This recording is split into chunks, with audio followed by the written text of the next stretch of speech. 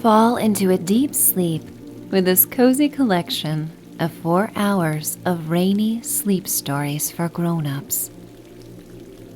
You may wish to take a moment to subscribe if you're new to Michelle's Sanctuary, to return to this story in the future and discover other enchanting bedtime stories to help you dream away.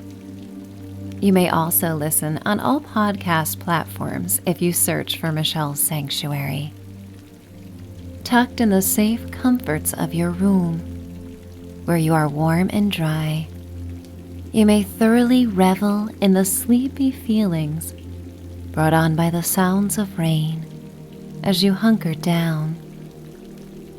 In these 6 stories, you may ride on the wings of your imagination to enjoy a journey through time on a luxurious train on a rainy night. You then explore the Amazon to enjoy the soporific sounds of rain from inside a rustic bungalow. From there, you uncover a rainy city of midnight flowers and a night at a beachfront camp as a storm rolls in. In the next story, you'll find yourself in the Low Country for a summer storm. The collection ends with another hop through time for a rainy winter night in Victorian London. At any point, you may surrender to the gentle pull of sleep and tune out my voice as the sounds of rain lull you away. Or you may continue on to the next sleepy tale. The choice is yours. I would like to welcome you to Michelle's Sanctuary. I am Michelle, and as you listen, think of me as the trusted friend who shows up to remind you to take care of your needs. Someone once said, rain is not only drops of water, it's the love of the sky for the earth. They never meet each other, but sense love this way. Open yourself to all the possibilities of love that come when the rain rolls in, urging you to seek shelter and tend to the needs for self-care that nature has allotted you. As you settle into your bed, we are going to embark on a brief guided meditation to set the tone for this sleepy time. You are always welcome to skip ahead to the story if you prefer. Remember that this exists for you to customize, to meet what makes you content and relaxed right now. With your eyes closed, you may go deep within and disconnect from the noise of the outside world. You set the tone for your interior world in the sanctuary of your mind and body. Open your mouth and yawn. Pretend at first if you must, but that yawn will soon become natural and send the signal to your cells that it is time to surrender and rest. Let out a sigh, and on the sigh, all concerns drift away into the vastness of the night. Inhale when you are ready, and imagine the air in your room smells like fresh rain falling in your ideal setting to enjoy a storm. When you have sipped in all the air that you can, open your mouth and yawn, and then sigh. Make a sound if that enhances your journey to deeper relaxation. Enjoy this pattern of breathing again at your own pace. As you inhale, yawn, and sigh, imagine a wave of soothing blue light flowing over your body. It pulses over any places of tension or holding, like rain pattering on a window, tapping, soothing, healing,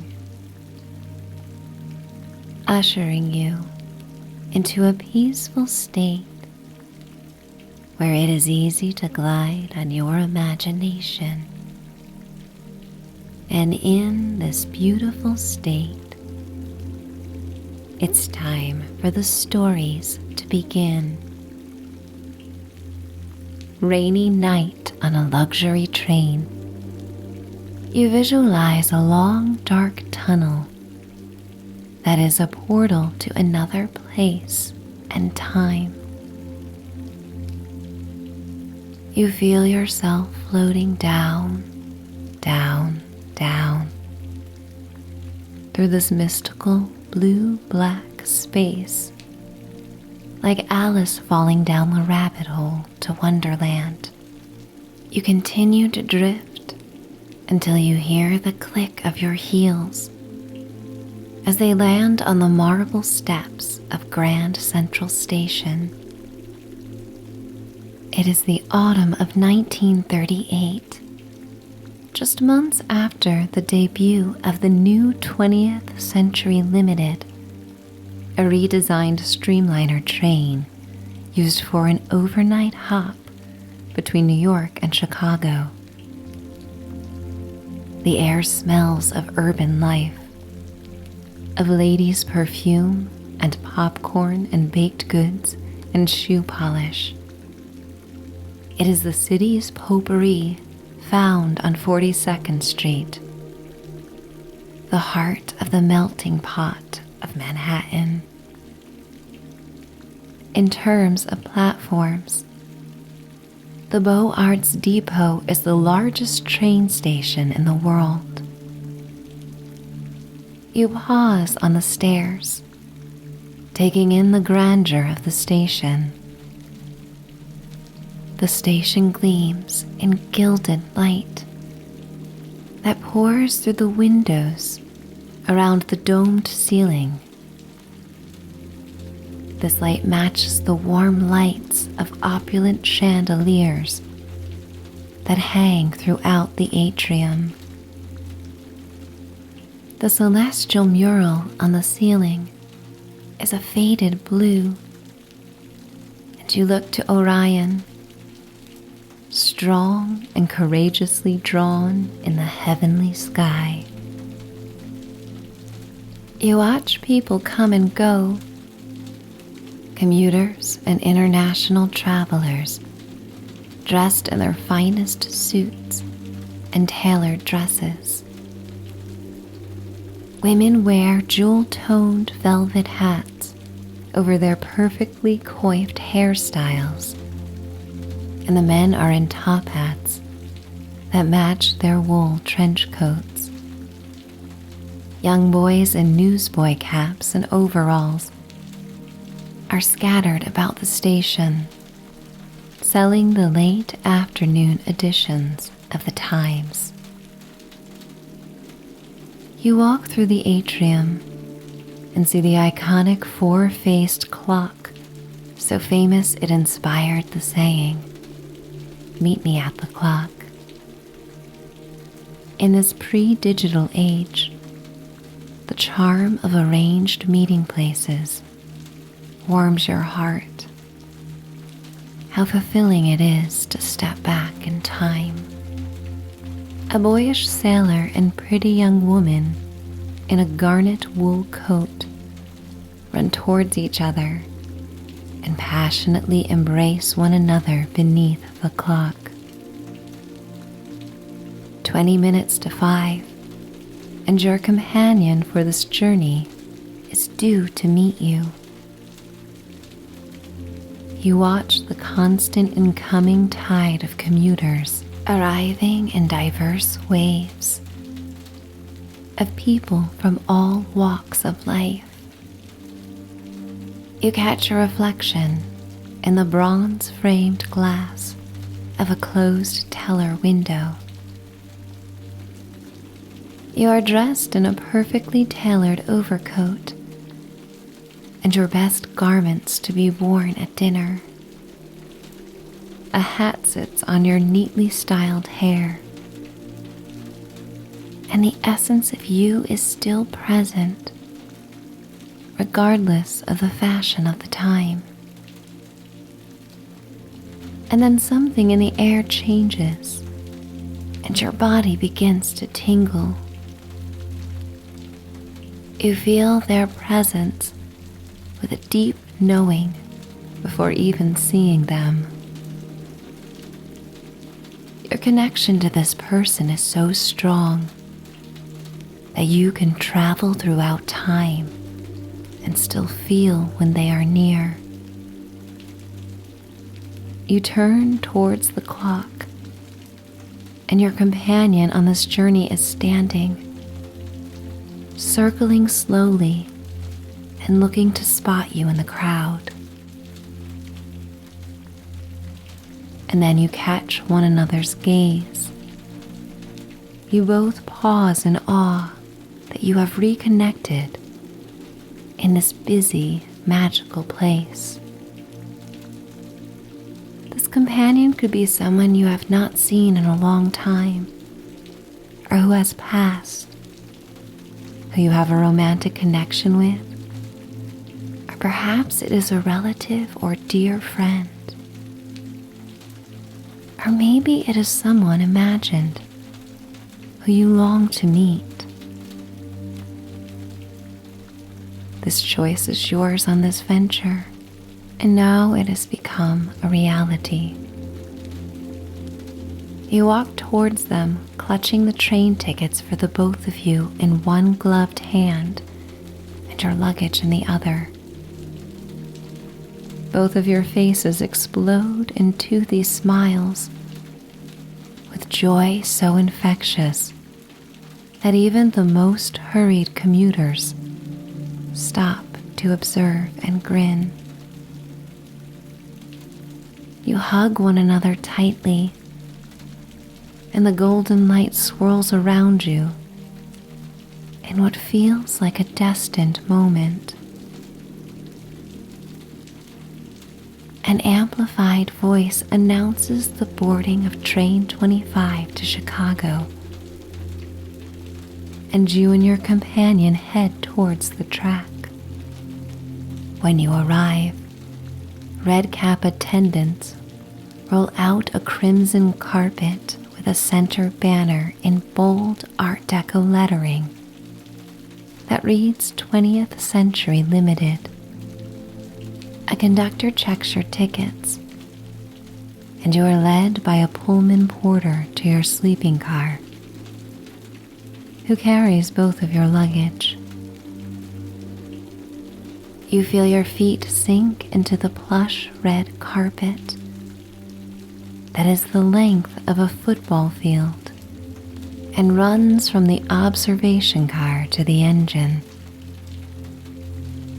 16 hours of decadence and relaxation await you on a train that will take the water level route along the Hudson River and the shores of Lake Erie.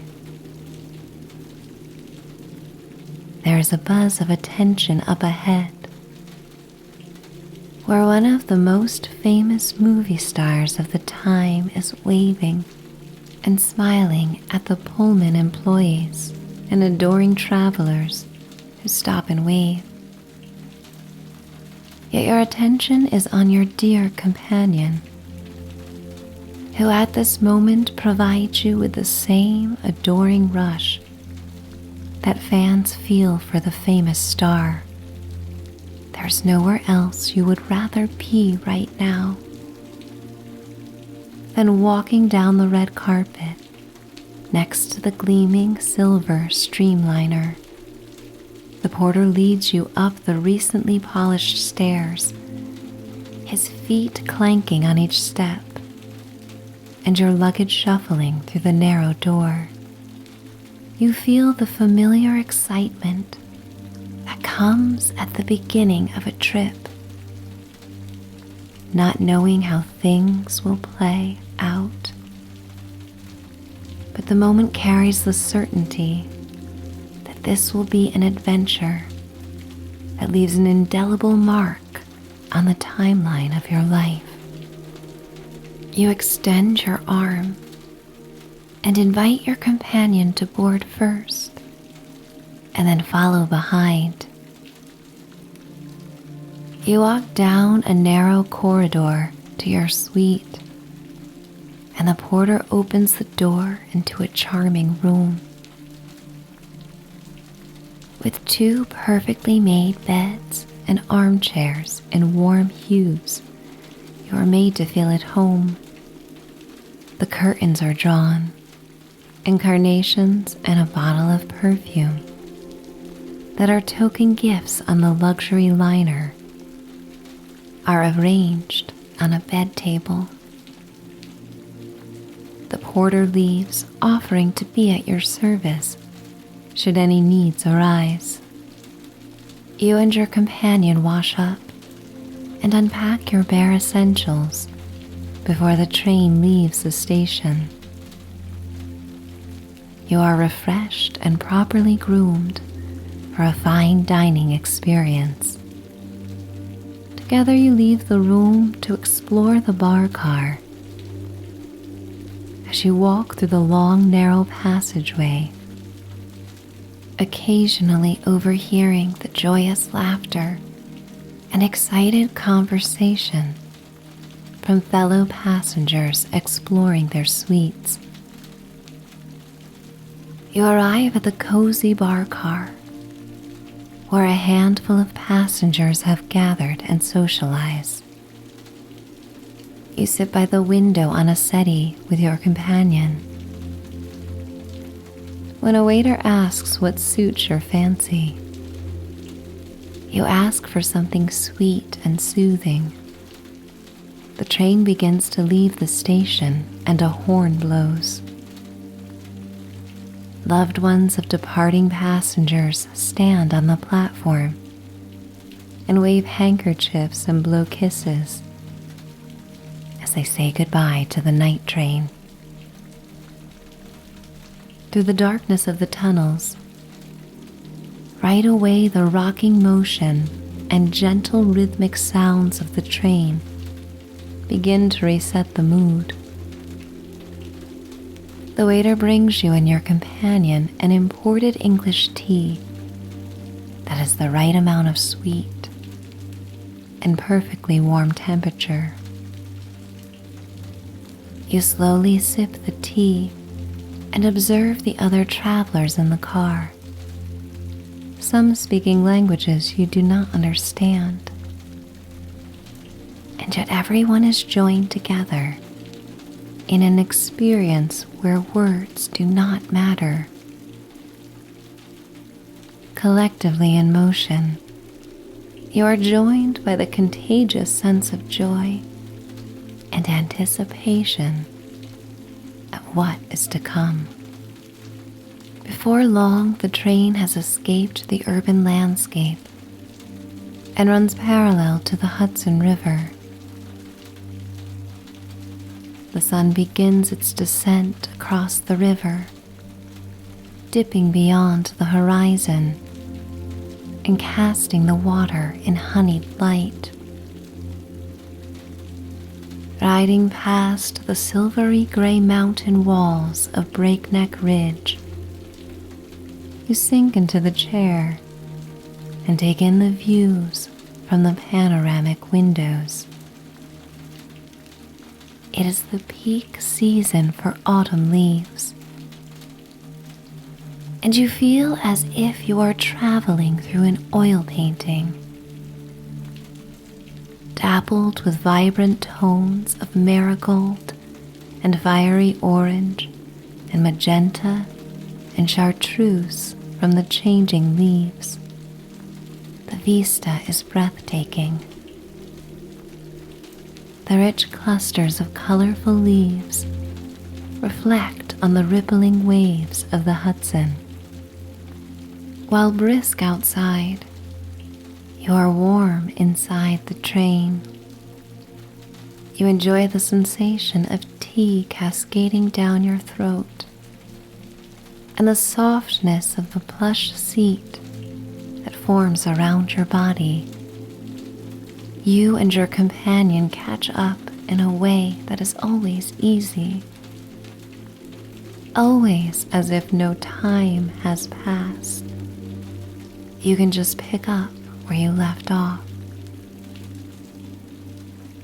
which is made all the more fascinating in the fluidity of time and this experience that has brought you back to 1938. Darkness sets in, and storm clouds overtake the twilight sky.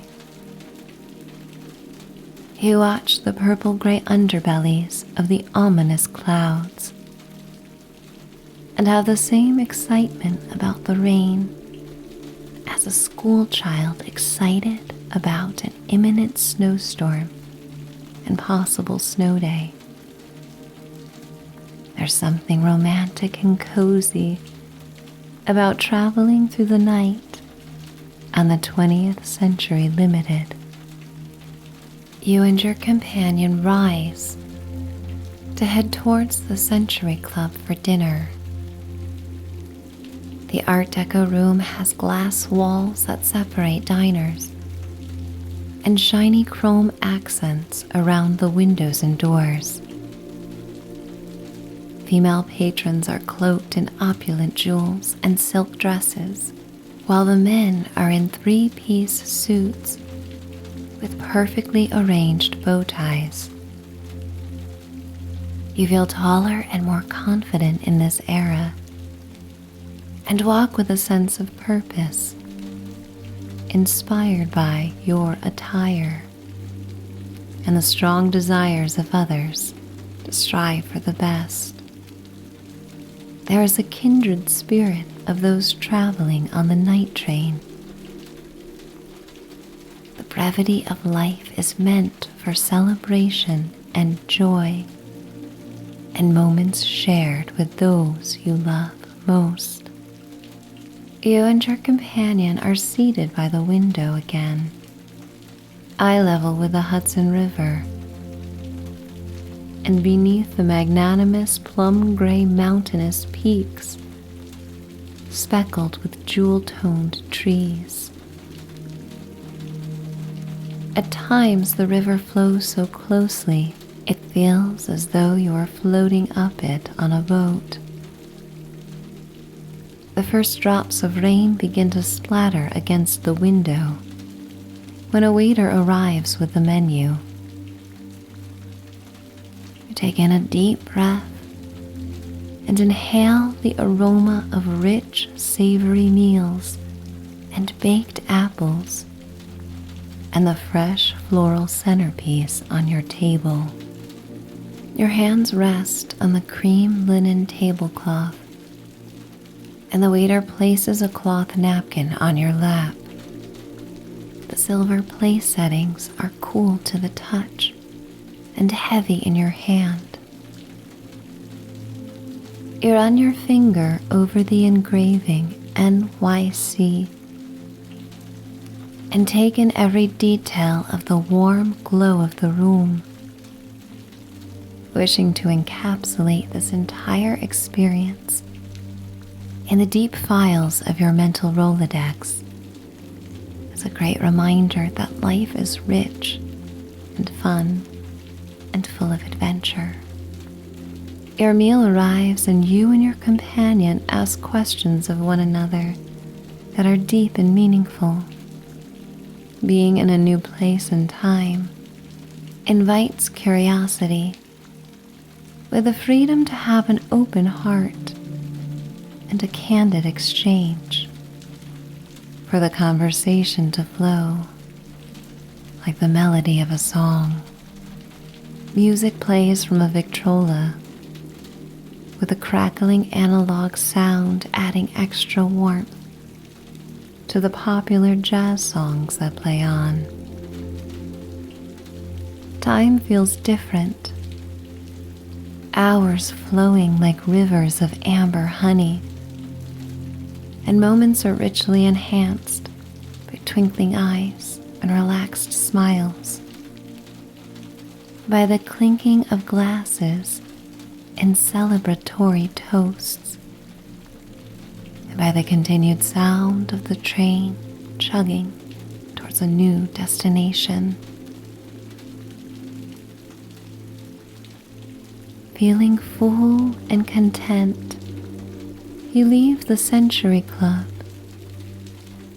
and while you walk through the cars, you are soothed by the persistent chugging sounds and vibrations of the train. You and your loved one arrive at the observation car.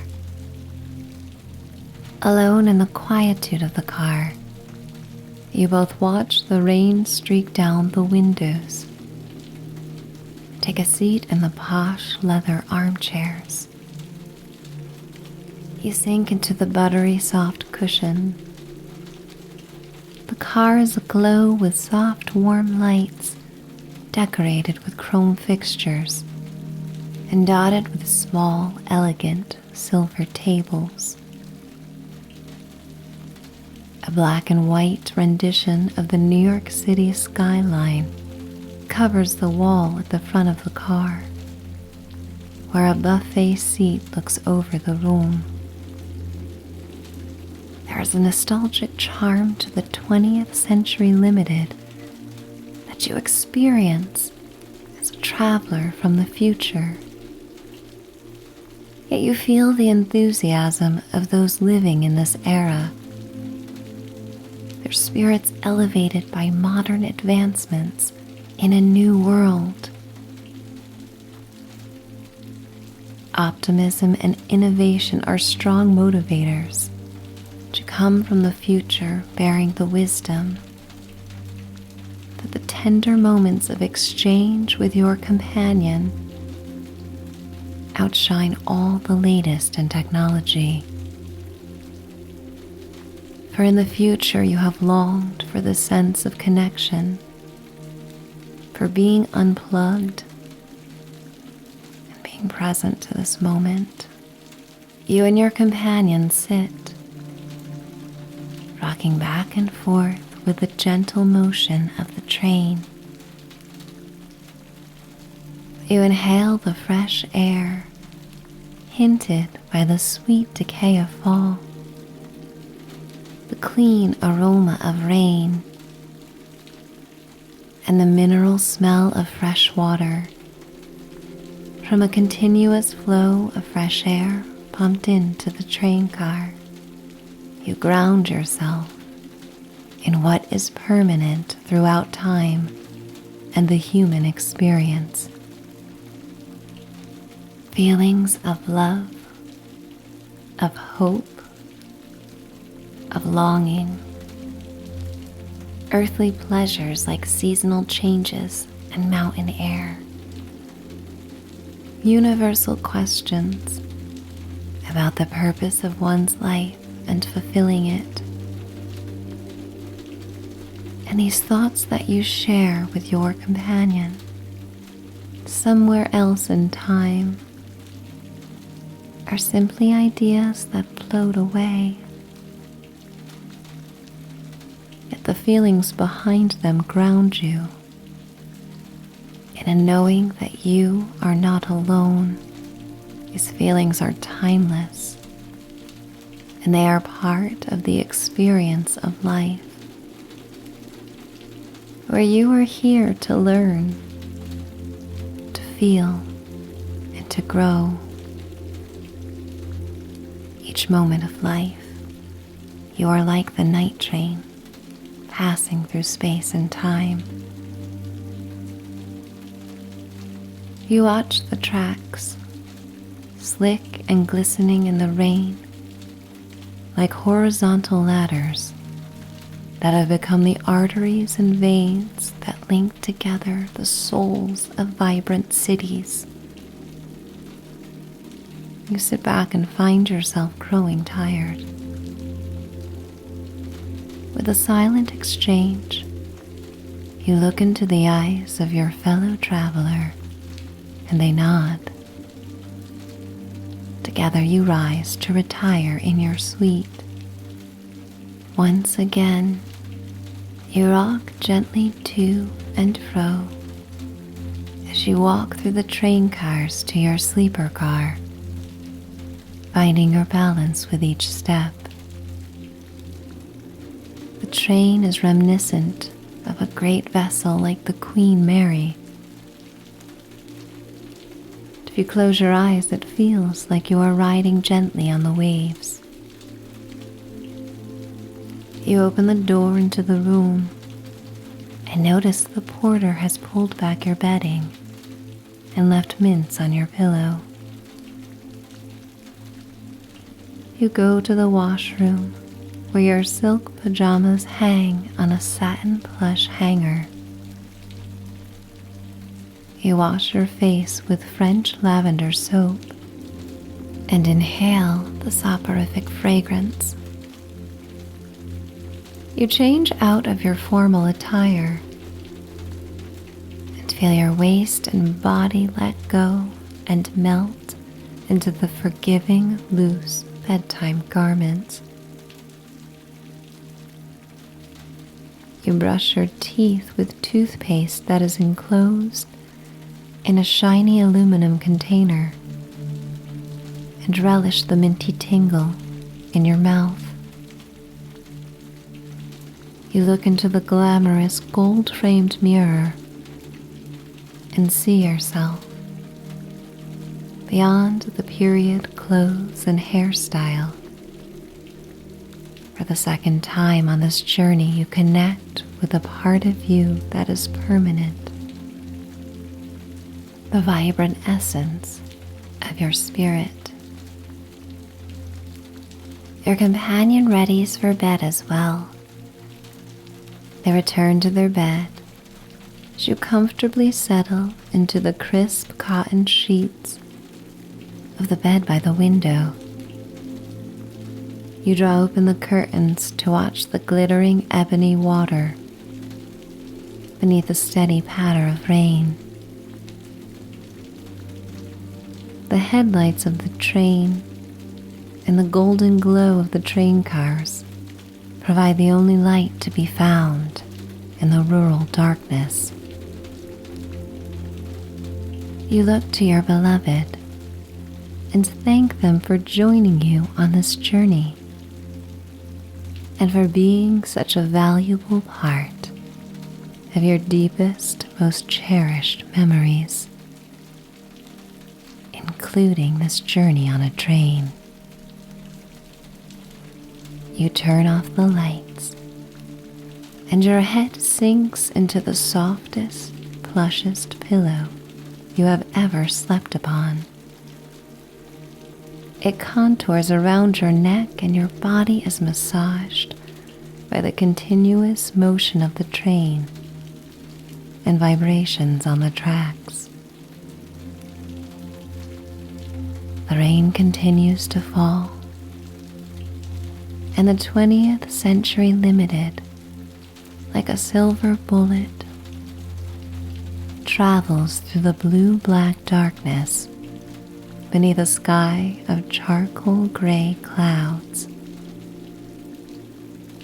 Like rain on a tin roof, the melodic sounds against the shiny new train help you drift towards sleep.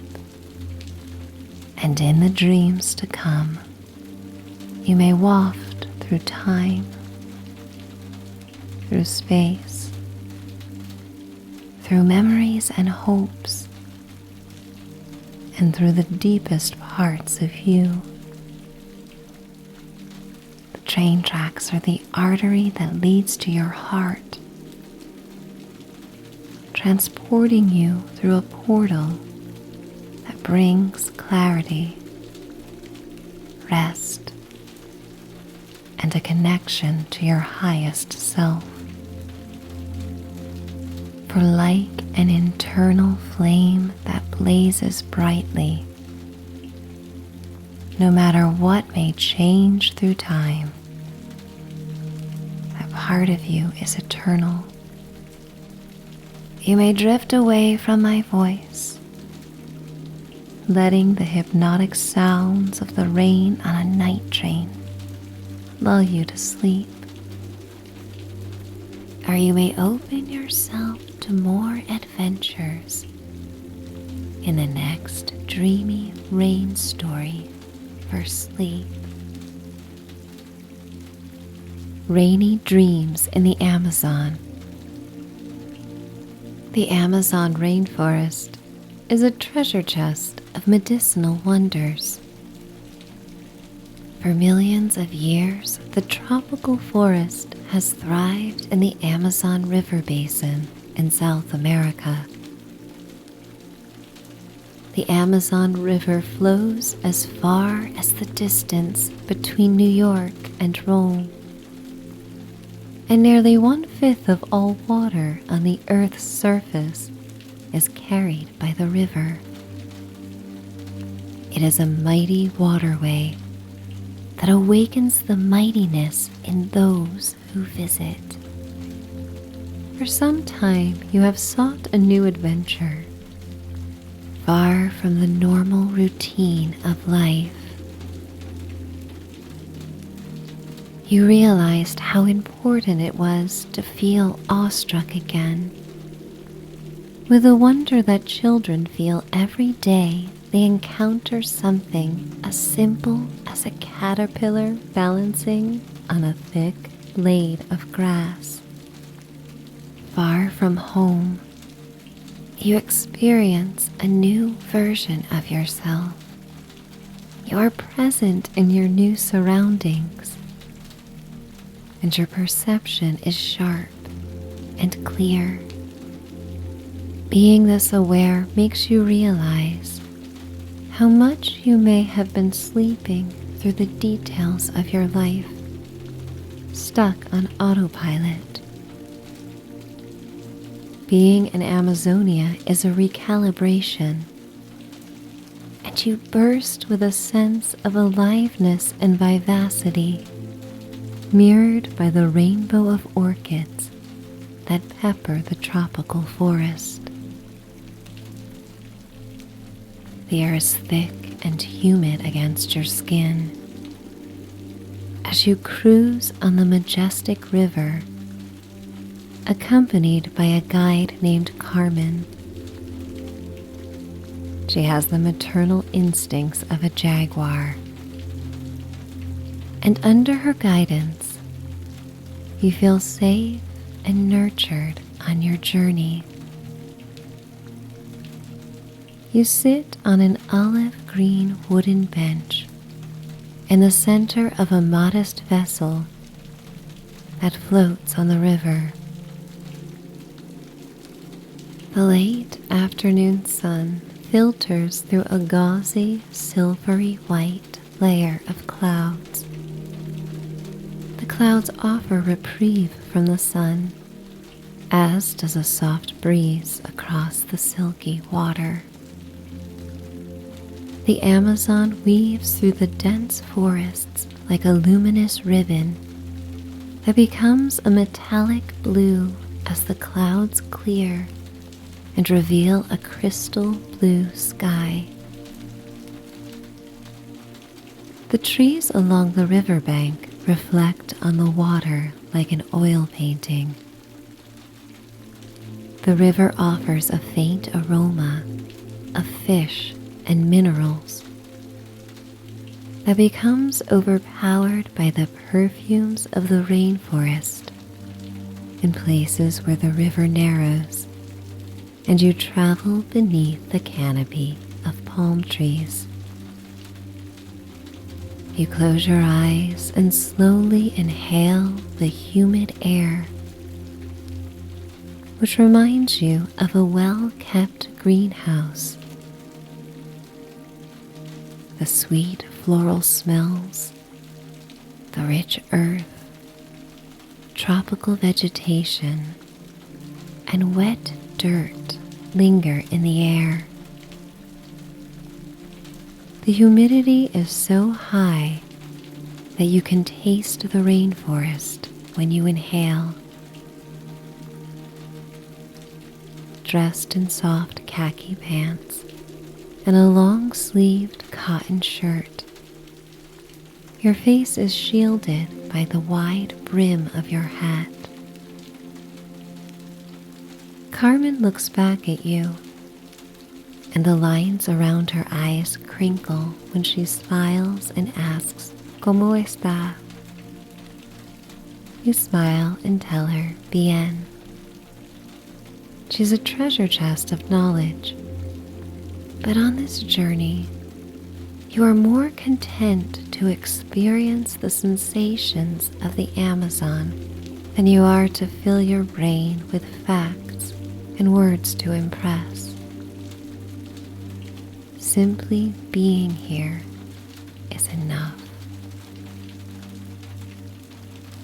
You feel the forest breathe along with you. Long ago, Franklin D. Roosevelt said, "Forests are the lungs of our land, purifying the air and giving fresh strength to our people." You feel the truth of this with every inhalation and exhalation. The symbiotic exchange prevents you from feeling like an outsider. You feel a sense of belonging you have not felt in some time. The boat softly bobs back and forth, massaging your body as it surrenders to the journey and heat. Your body is loose and relaxed. Your mind is free to daydream and wander.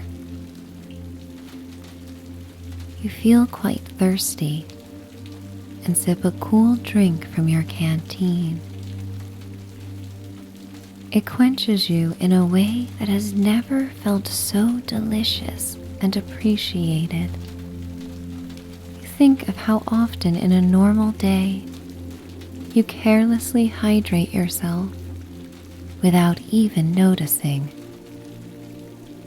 But right now you notice, and you recognize how important this simple act is in keeping you alive and in pleasing you. At the same time, you and Carmen notice a pink river dolphin breaching the tranquil river. Its carnation pink skin glistens in the sunlight. The creature is so unusual that it is hard to believe it is real. Carmen explains, "Es un boto." And soon this boto is joined by its mate. They are curious and swim closer to the boat. Their snouts are longer and more slender than bottlenose dolphins. Many natives told stories over centuries about these colorful, intelligent creatures and how they could whisk you away at night to enjoy a magical underwater city. One of the botos calls out to you. In what feels like a goodbye, before their pink bodies disappear beneath the water and they swim away. Carmen guides the vessel to the riverbank. There is a modest lodge encampment that will require a hike through the forest. She docks the boat before helping you out onto the damp earth. You find your balance and readjust to being on land. For a few steps, you still feel as though you are floating with the river. But as you enter a path through the forest, you feel steadier and grounded in the strength of your legs. With a backpack on your shoulders, you adjust your posture and feel the strength in your spine as well. You follow Carmen over tawny tree vines and roots that cover the forest floor in earth-tone braids and swirls. They evoke a sense of endurance, strength, and being firmly grounded. The sun filters through the whispering leaves, and the path becomes darker and cooler the deeper into the forest that you go. You never realized how many shades of green there are until you found yourself deep in the rainforest. The greens are a blank canvas for the pops of color you discover in the stripes of a perched toucan, and the vibrant electric blues and fiery oranges of tree frogs, and in the purple and pink orchids that line the rugged path. Birds and frogs sing out their daily praises, while monkeys chatter and insects add a rhythm section. When you listen closely, you perceive the Amazon River lapping against the riverbank. With awakened perception, you sense you can understand what every creature is trying to communicate.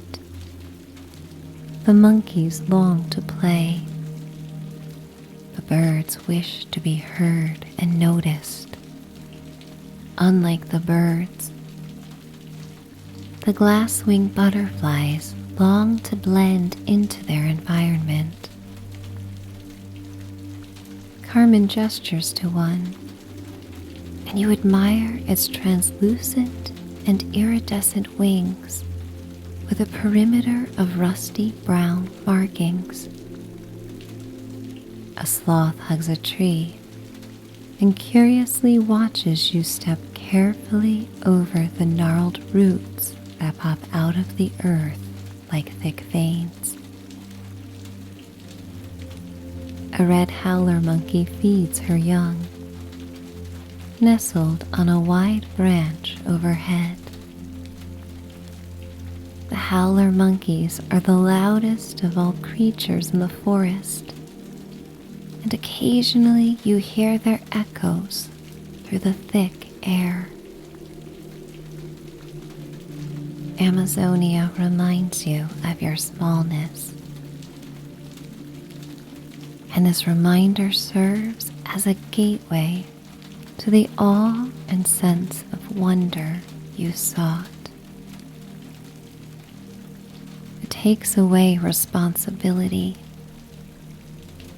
and the worrisome things you once thought were significant fade away. You find pleasure in the uncertainty of each new turn and wind through the jungle. Truly do not know what will come next.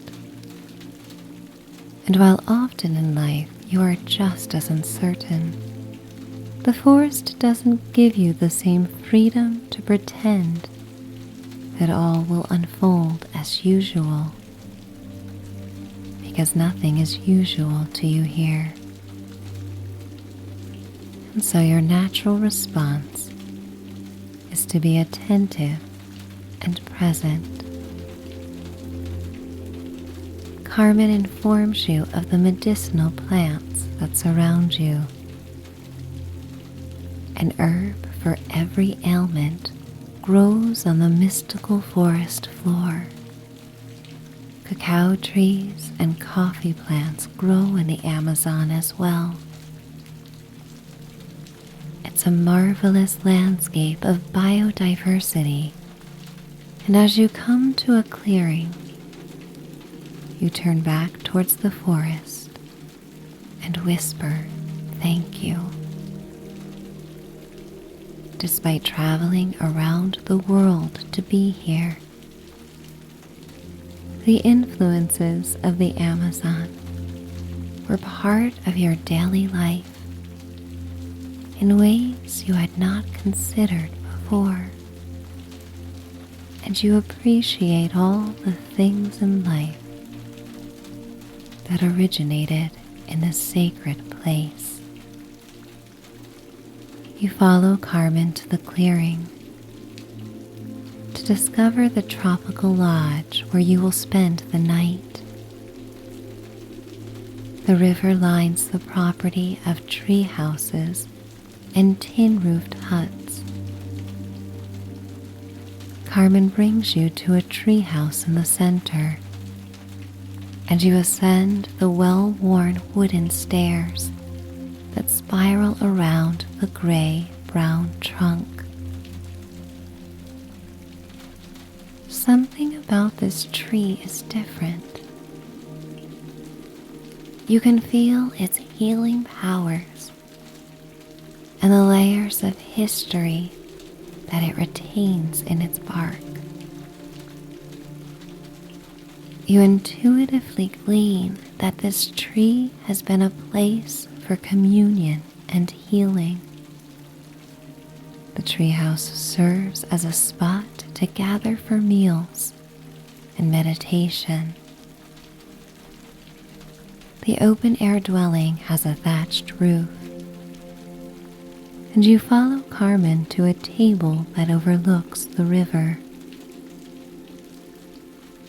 The aerial view gives you a better vantage point to take in the snake-like weaves of the reflective waterway. Storm clouds begin to roll in overhead. Their smoky purple underbellies reflect on the river and cast the forest in dark shadows. A host brings you a meal that is rich in flavor, with sweet and savory tasting notes that represent the best of Amazonian delicacies. The food is simple in presentation, yet enlivens all the taste buds on your tongue. After the meal, you are given a wooden cup of passion flower tea that is meant to soothe and inspire sleep. Passion flowers are some of the most revered flowers in the forest, with pointed purple or scarlet petals shaped like a starfish, and corona filaments that resemble the spines of a sea urchin. Yellow and white stamens sometimes cross to resemble the inside of a peace sign. You already feel quite tired from the hike and tropical heat, and the satiated feeling of a full stomach increases your sleepiness as well. You sip the lukewarm tea slowly and savor the experience of being atop the trees. A wind picks up, offering reprieve as it rustles the waxy green leaves and the edge of the thatched roof.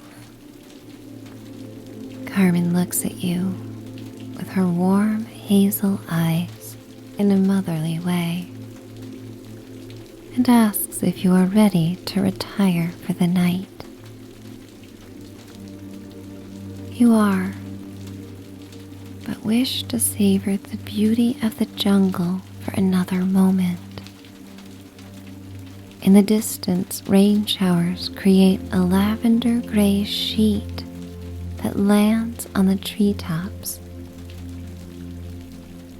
You see it moving in closer.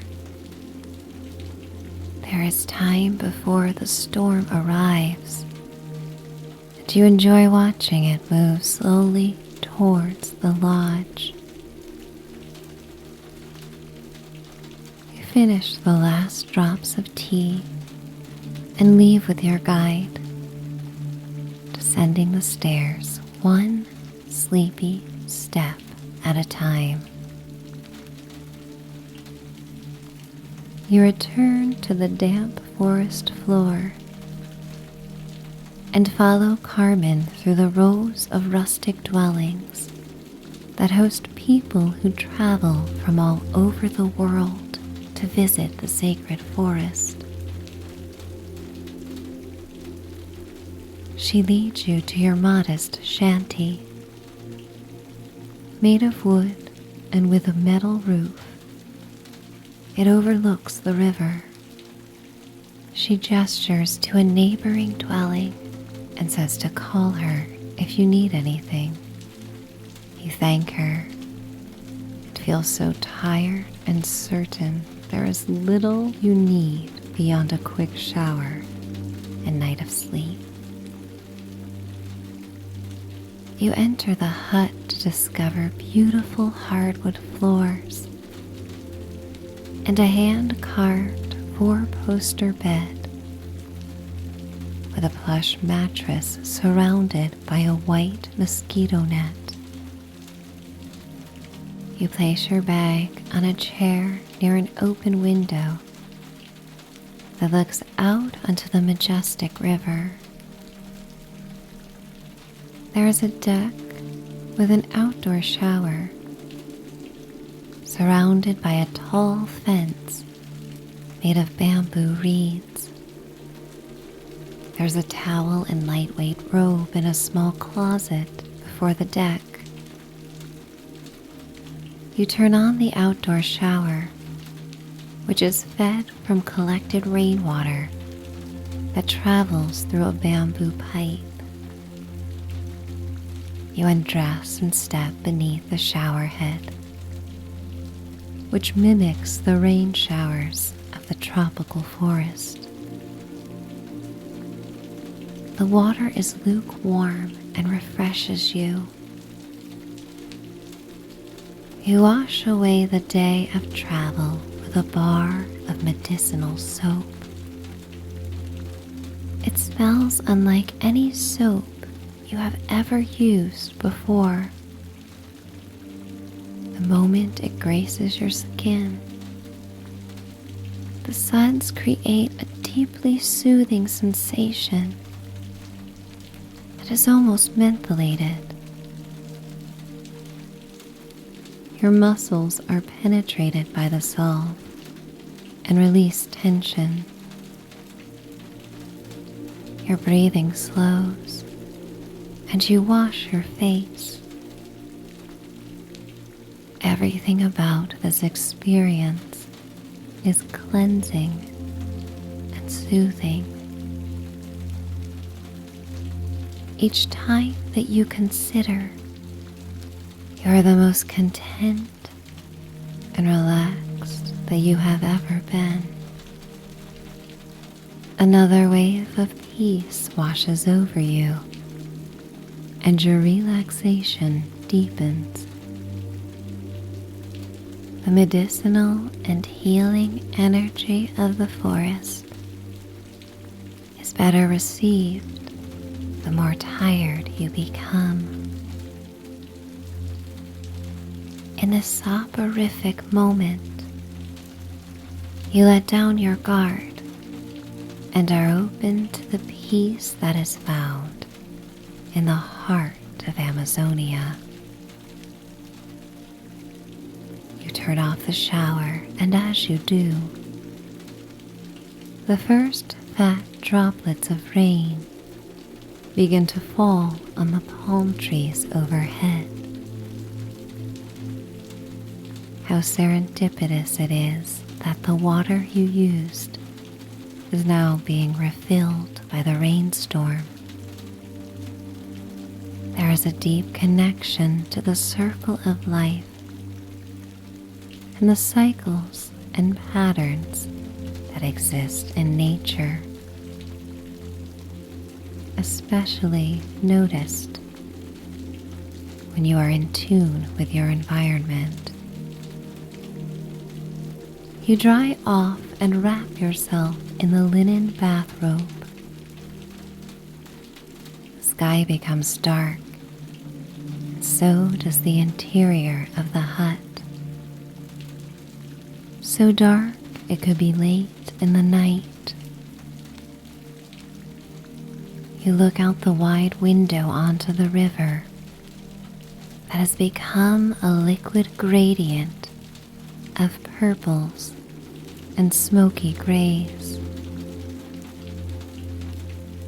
Silver raindrops create ripples in the water and a rhythmic patter on the tin roof of your dwelling. Thunder rumbles in the distance, and you feel so very tired. You walk across the cool, shiny wooden floor to the bed and peel back the mosquito net, and then the ivory blanket and crisp white sheets. The clean smell of rain permeates the air and marries the alluring perfume of tropical flowers. You climb into the cool sheets and cover yourself as your spine aligns on the semi-firm mattress. You wrap the mosquito net around you and feel safe as if protected in a cocoon. The net provides a mystical sense of safety that a child's imagination could conjure. It makes you feel invisible in a haven for sleep.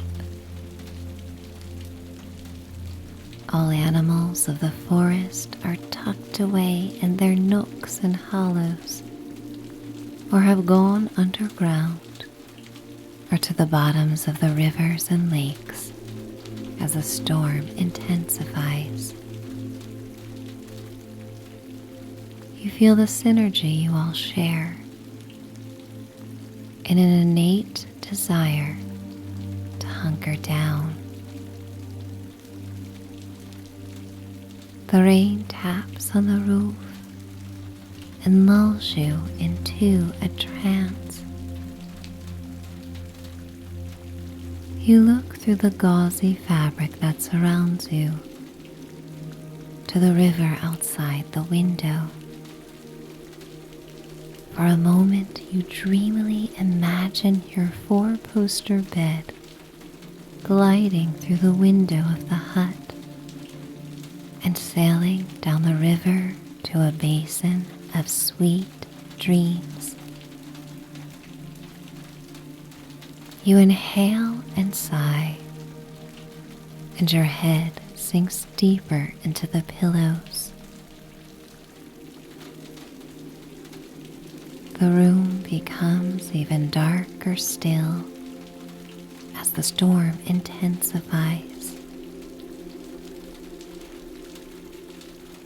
tin roof forms a slope over the windows and walls of the hut, and the rain cascades over the aluminum edge like a waterfall. Inside, you remain safe and dry, comforted by the continuous music of falling rain. You begin to drift towards sleep. Beyond all the medicinal wonders one may forage for in the Amazon,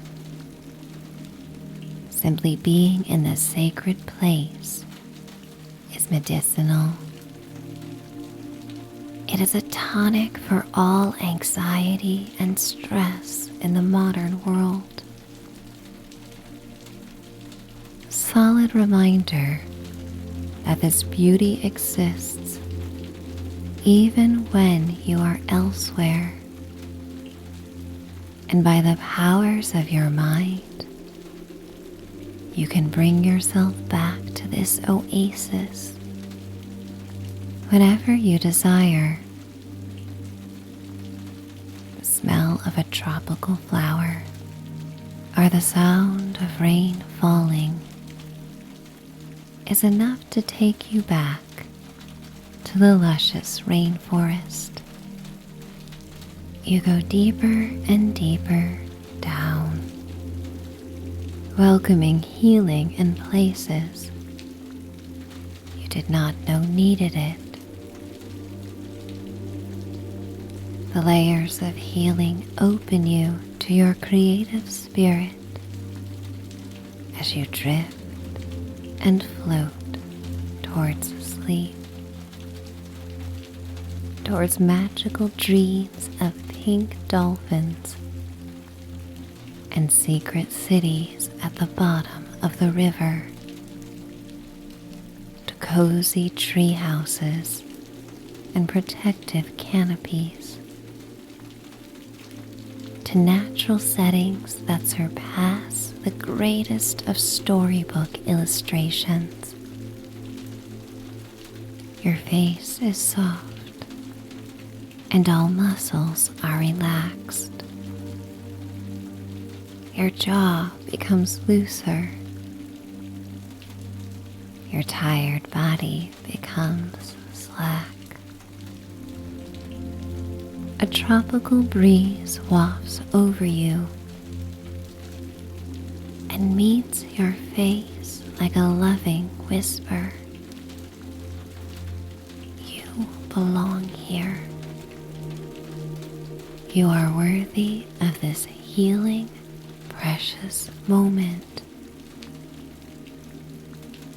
and all the moments that it will inspire. Letting go and surrendering, drifting. You listen to the drops of rain as they fall, and then focus on the soft, quiet pauses between drops. You are soothed by the rain, by the smells, by the safety of your dwelling, by the feelings of awe and wonder that you may tap into at any age. The wondrous world is always here, waiting for you to explore its majesty and connect on a deeper level with a diverse life that shares this planet with you. You enter realms of tranquility and bliss that go deeper than you have experienced before. Your breath flows in and out, your source of power, like a magical wind that could move the currents of the Amazon River and the palms of the rainforest. Breathing in and out, and in and out, in a flow of unconditional love and appreciation. The thunder rumbles in the distance, and you inhale again, feeling gratitude for shelter and safety, and for the night of sleep to come. In the sleepy forest, you fall asleep, letting go, floating on a river to sweet dreams, going deeper and deeper down towards stillness, towards oneness, towards the bridge that leads to your dreaming life. You visualize a wooden bridge suspended above the Amazon River. You float ethereally across the smooth planks that rock you to and fro, like in a cradle, rocking you towards sleep. Your hands slip across the braided rope that leads you to slumber. One step at a time, you get closer and closer to sleep, to respite, to rest, to the restoration and healing that awaits you. Letting go of my voice, and you may welcome the dreams on the other side of the bridge, or you may continue on to the next story.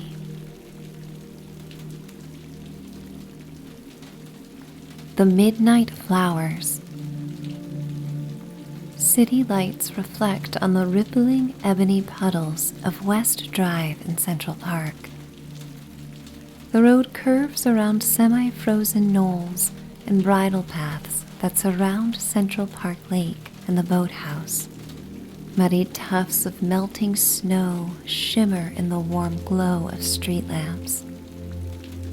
The beauty of prismatic melting droplets trickling down the old snow piles distracts you from the bleakness of a late night on the cusp of spring. In a short while, the park will be alive with cherry blossoms and picnickers basking in warm sunlight. But on this misty night, you enjoy the quietude of having the famous park to yourself and your pup. Occasionally you cross paths with a familiar face and familiar dog that you have casually acknowledged through the diverse array of days and nights throughout the 4 seasons that you have walked with your dog. The air smells metallic and clean, with the promise of more rain on the way. A sharp gust of wind makes you grateful for the fleece lining of your plush coat and hood. Your parka is so warm that you cannot feel the nip in the air.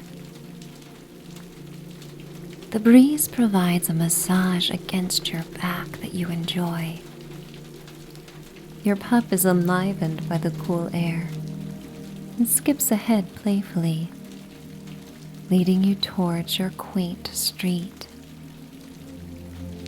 You step on the glistening sidewalk, where copper decaying leaves are soft like wet tissue paper. There is something melancholic yet beautiful in their decay, a reminder that nothing lasts forever, including the stormy night. Tiny buds bravely make their appearances on the skeletal twigs and branches that create a silhouette against the colorful lights of Midtown Manhattan. They dare to pop up as if they trust the last frost is behind them. You approach the Imagine mosaic, a stone tribute to John Lennon set in the pavement, surrounded by benches and the entrance to Strawberry Fields.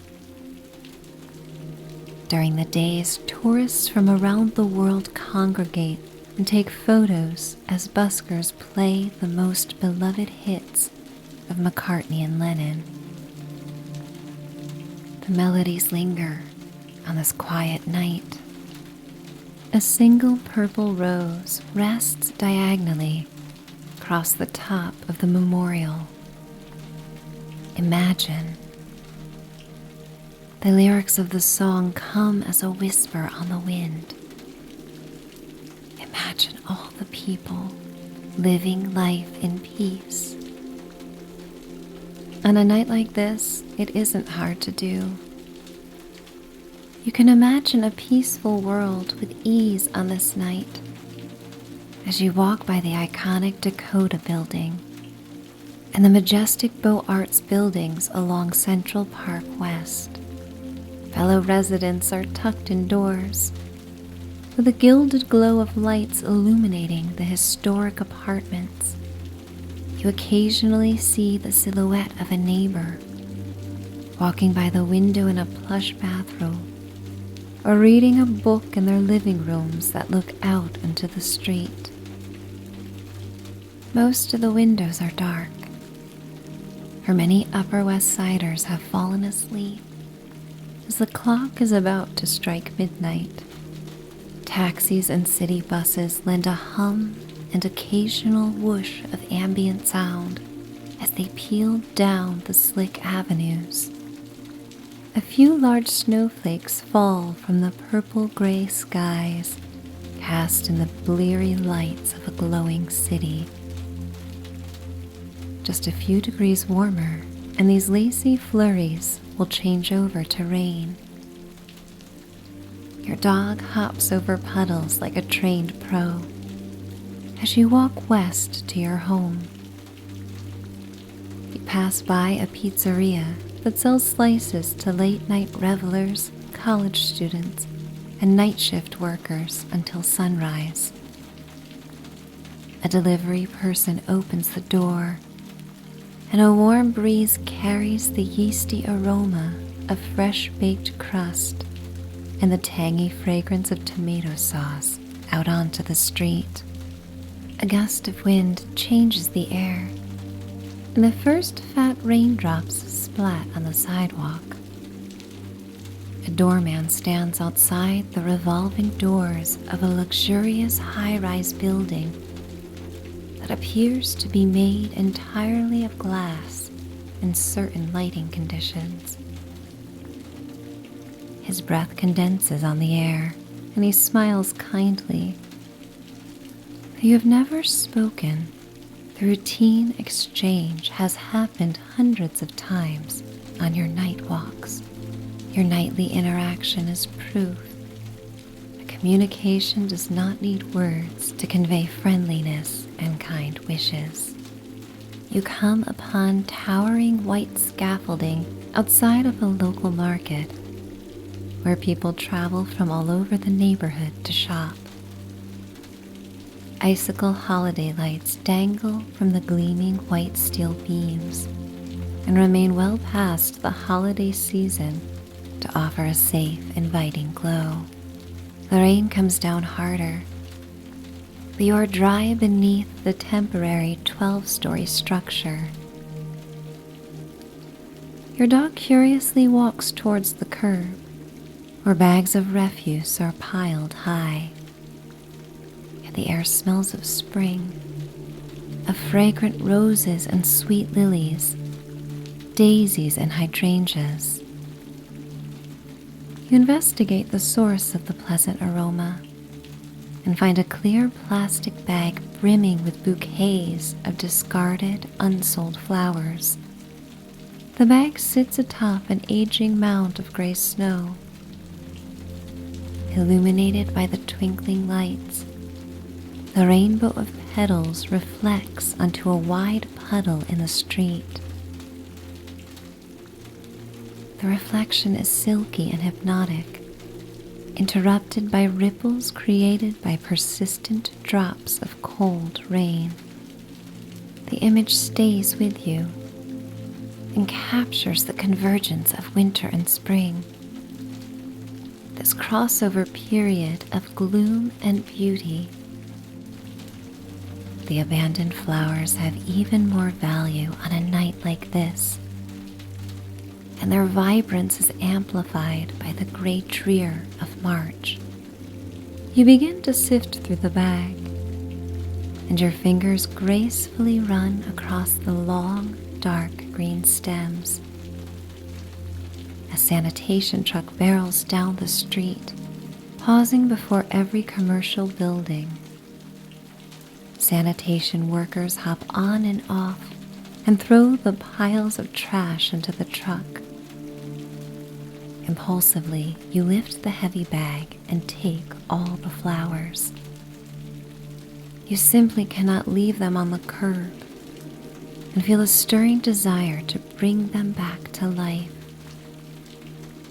You adjust your hood so it covers your head and dips over your eyes to shelter your face from the rain. You hoist the bag of floral wonders over your left shoulder while holding the dog leash in your right hand. Your dog is excited. He senses the mischief in your eyes as you implore him to race ahead and run between the drops of rain. Together, you skip over puddles with a sense of wonder and joy that flows as freely as the rain. It's a strange thing for adults to dampen their elation, when the most natural response from a happy child is to express it by excitedly moving their bodies. For a moment you wonder why we are conditioned to suppress, contain, and hold back expressions of pure bliss. It feels good to let them out. A wave of warmth courses through your veins when you celebrate this moment on a stormy night. You unlock the door of your building and step into the dry foyer. Your pup shakes off the rain, and once freed from their leash, races you up 2 flights of stairs to your cherished apartment. You balance the bag of flowers on your back and feel the strength of your leg muscles as you ascend. Your heart beats faster and your breathing rate increases. And you count each step as you go. You feel deep gratitude for your health and stamina, appreciating all the wonderful things your body does for you. You make it to the 2nd flight of stairs. The steps creak in familiar tones and sound off even louder with the added weight of the bag.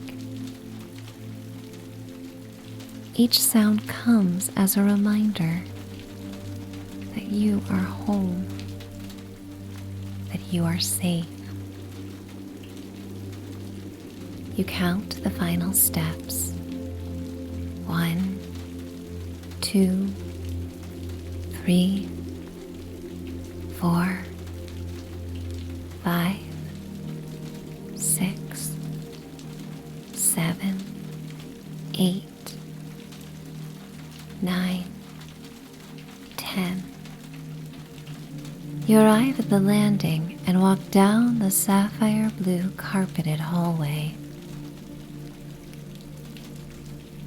Dark blue wallpaper with gold damask patterns covers the wall above shiny mahogany wood panels, first installed during the Victorian era. The building has a feeling of being lived in, worn in like a beloved pair of slippers. You can imagine all the souls to walk these halls before you, comforted by the thick insulated walls and the artistic nooks and crannies. The townhouse is a place to hide away in a big city, a dwelling so intimate that you easily forget the bustling urban energy when inside. The door to your apartment is painted in a soothing shade of marine blue, with a gleaming brass knocker in its center. The opulent blues are nautical, and oftentimes, like on dreamy nights like this, you feel as though you are floating and gliding through the building.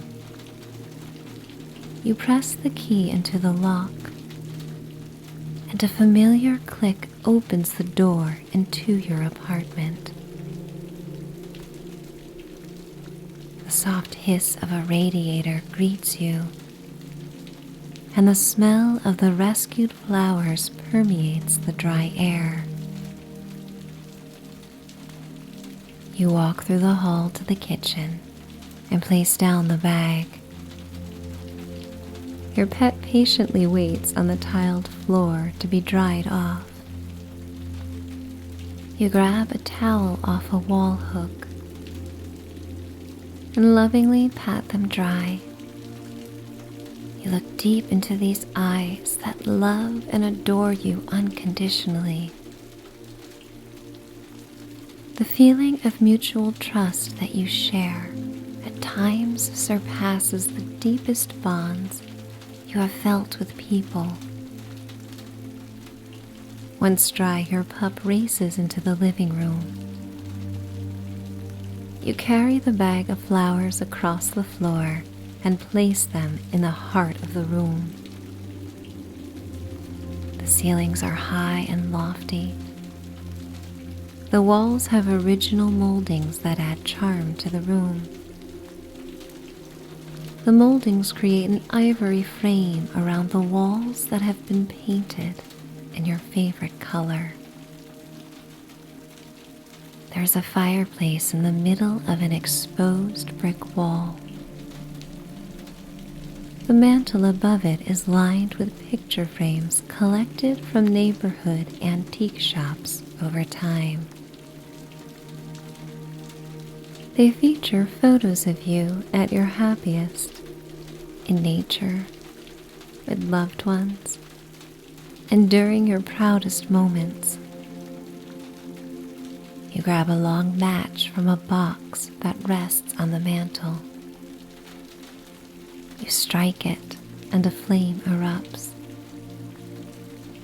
You ignite the crumpled balls of wadded newspaper placed beneath kindling to start a fire. The fireplace has been prepared for weeks, and tonight is the perfect night to enjoy it. The allure of staying up late to celebrate your findings delays the tired feeling you may have felt on the walk. With this second wind, you add a log to the fire. Your dog sniffs at the bag of rescued flowers as the flames grow and shadows dance on the walls. You lift the bag and scatter the flowers across the hardwood floors. They form a 2-foot-high heap of stems and a kaleidoscope of petals. These flowers have traveled around the world, some with labels from Colombia and Ecuador. You remove the bouquets from the crinkly plastic wrappings and separate the good from the bad. Of the dozens of flowers in each bouquet, only 1 or 2 has gone bad.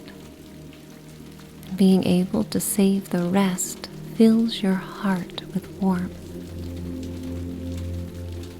Your dog eagerly circles the growing piles of colorful flowers, sniffing the air and each plant.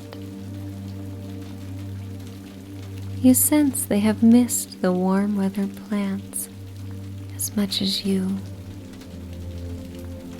You imagine the tropical landscapes of Colombia and Ecuador, rich with green fauna and vibrant exotic flowers throughout the year. Close your eyes and for a moment you can feel the tropical breeze and visualize the palm fronds cast against a starry sky and luminous crescent moon. These flowers in their tropical habitat have seen more in their short lives than many people ever will. You long for a tropical escape, yet at the same time you appreciate the sound of the rain and the fog that forms on the tall windows of your apartment. There is beauty and comfort to be found in the contrasting swings between grays and blacks and vibrant hues, between the cold rain and the fireside refuge in your cozy apartment. For all the unpleasantries and discomforts in life, there are complementary comforts that offer balance. Hardship makes you cherish these comforts more. In a fireplace that has warmed generations of dwellers in this urban haven, the fire emits an amber glow, and you begin to assemble the flowers. Stargazer lilies with their white and fuchsia petals are a day from being in full bloom, yet their perfume is strong with creamy, intoxicating notes of honey and cloves. Dozens of roses aromatize the air with a subtler and more recognizable smell. You carefully avoid the thorns and run your fingers over the delicate velvety petals. Peach, lavender, mauve, scarlet, and ivory roses pepper the bunches. Plush hydrangeas in shades of periwinkle and cotton white are like clouds of petals that cascade out of the thick stems as they rest on the waxy dark green leaves. Your dog settles in a fuzzy bed by the fire and watches. As you explore the flowers, you can see where the decay spreads. You imagine the gratitude the healthy flowers feel, no longer bunched with the flowers that landed them in a heap of trash. They have another chance to shine and bloom in the warmth and safety of your home. the sounds of crackling and popping embers are met with a sigh from your dog. You sigh as well, feeling more relaxed and at peace than you have in some time. The rain pelts on the windows, but you are deeply grateful for this moment. You are completely present, with no thoughts of the past or future. You methodically pair tiny carnations with white petals spray painted by Mother Nature with pops of raspberry pink, with cotton candy pink roses, mulberry purple dahlias, remind you of sea anemones found in tropical waters. Calla lilies have the graceful ivory and salmon pink curls of a conch shell. The diversity in this beauty reveals the majesty of Mother Nature. It goes beyond your imagination. You think of Buddha saying, "The miracle of one of these flowers offers wisdom that could change your life." These flowers grow and thrive no matter what any human may say. They grow without judgment. They grow on their timing, never rushed or hurried. As you arrange the flowers, you create something new from your imagination. You instinctively select colors that soothe you when placed together. You add a pop of yellow, a pop of orange, based on how you feel. This practice deepens your understanding of what makes you feel happy. You arrange based on sensations, how a certain color or shape makes you feel when paired together. Access to all these shapes and colors brings the artistic freedom that a child feels when their standard box of 8 classic crayons is replaced with a box of 100 colors. The nuances of each flower is amplified with the right arrangement, and you take this seriously. But rather than feel pressure, you feel inspired. It feels good to care about this. These flowers are an unexpected gift from the universe. In the stillness of the late night, tucked away in a townhouse apartment in the center of a city of millions, you realize you are the only one having this perfect experience right now. As the rain continues to wash away the last of winter, your apartment becomes a nursery that heals flowers and heals you. You walk to your kitchen to gather vases and mason jars to house the floral arrangements. You grab a pair of scissors on the way to trim the sturdy stems with care. You avoid the thorns on the long-stemmed roses, a reminder that even the most beautiful of life's creations may also bring pain. And that is okay. Peace and forgiveness grow out of acceptance of this idea.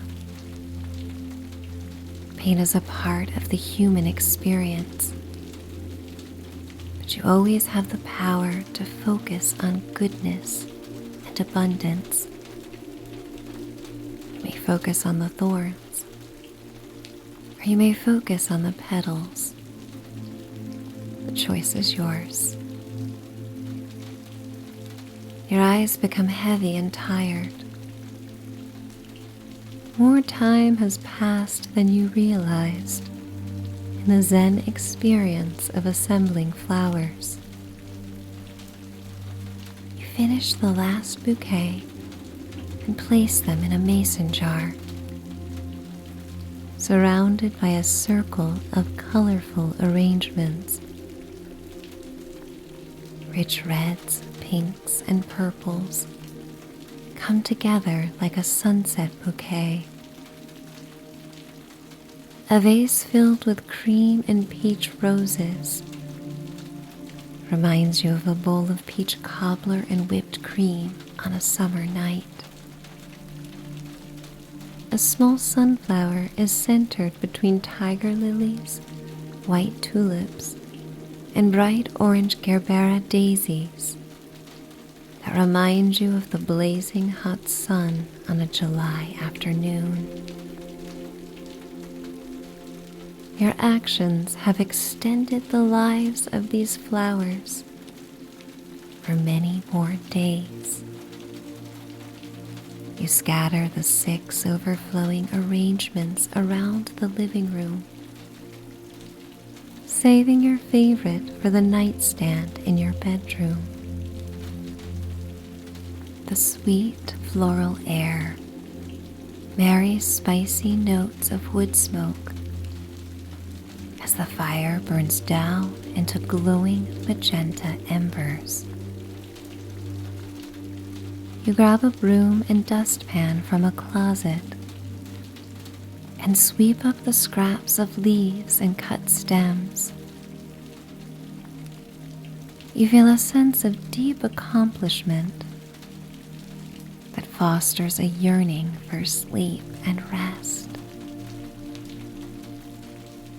Come morning, you will awaken to the sun streaming into the apartment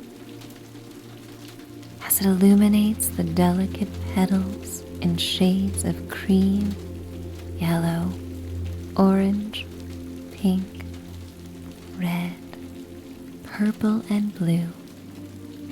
In golden light, you prepare for bed, changing into your warmest pajamas and washing away the day from your face. Even after you wash your hands in soap, a trace of rose petal perfume remains. You brush your teeth and catch your reflection in the bathroom mirror. You look happier than you have looked in a long time. It is late and you are tired. Yet despite this, you look refreshed and rejuvenated. Your eyes sparkle with vitality. You smile and sigh. It was a wonderful night of surprises. You take your favorite arrangement and bring it to the bedroom and place it on the nightstand. It will be the first thing you see when you awaken to a new day.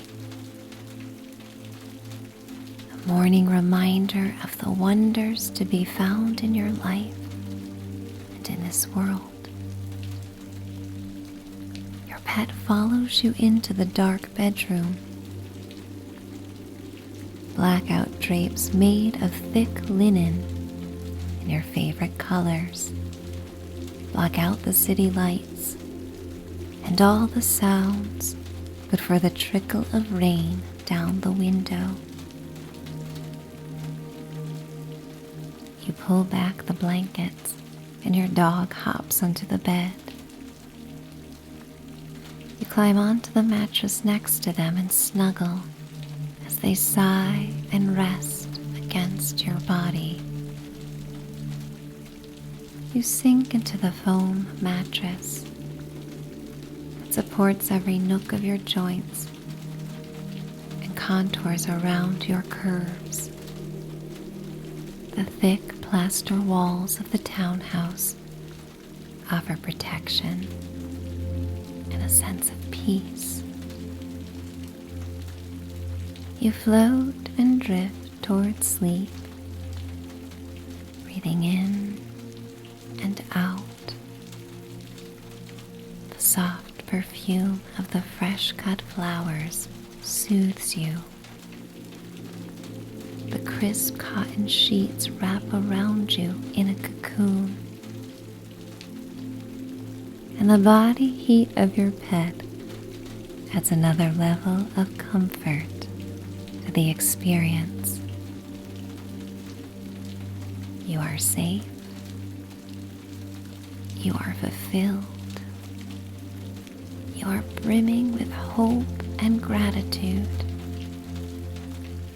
Your heart is warm and open to the magical dreams to come. The soundtrack of falling rain lulls you deeper and deeper down, and you may succumb to the wonderful wave of sleep that washes over you, or you may drift into a new world in the next story. Rainy night at camp. In a passage from Thoreau's journals, the nature lover penned, "I love nature partly because she is not man, but a retreat from him. None of his institutions control or pervade her.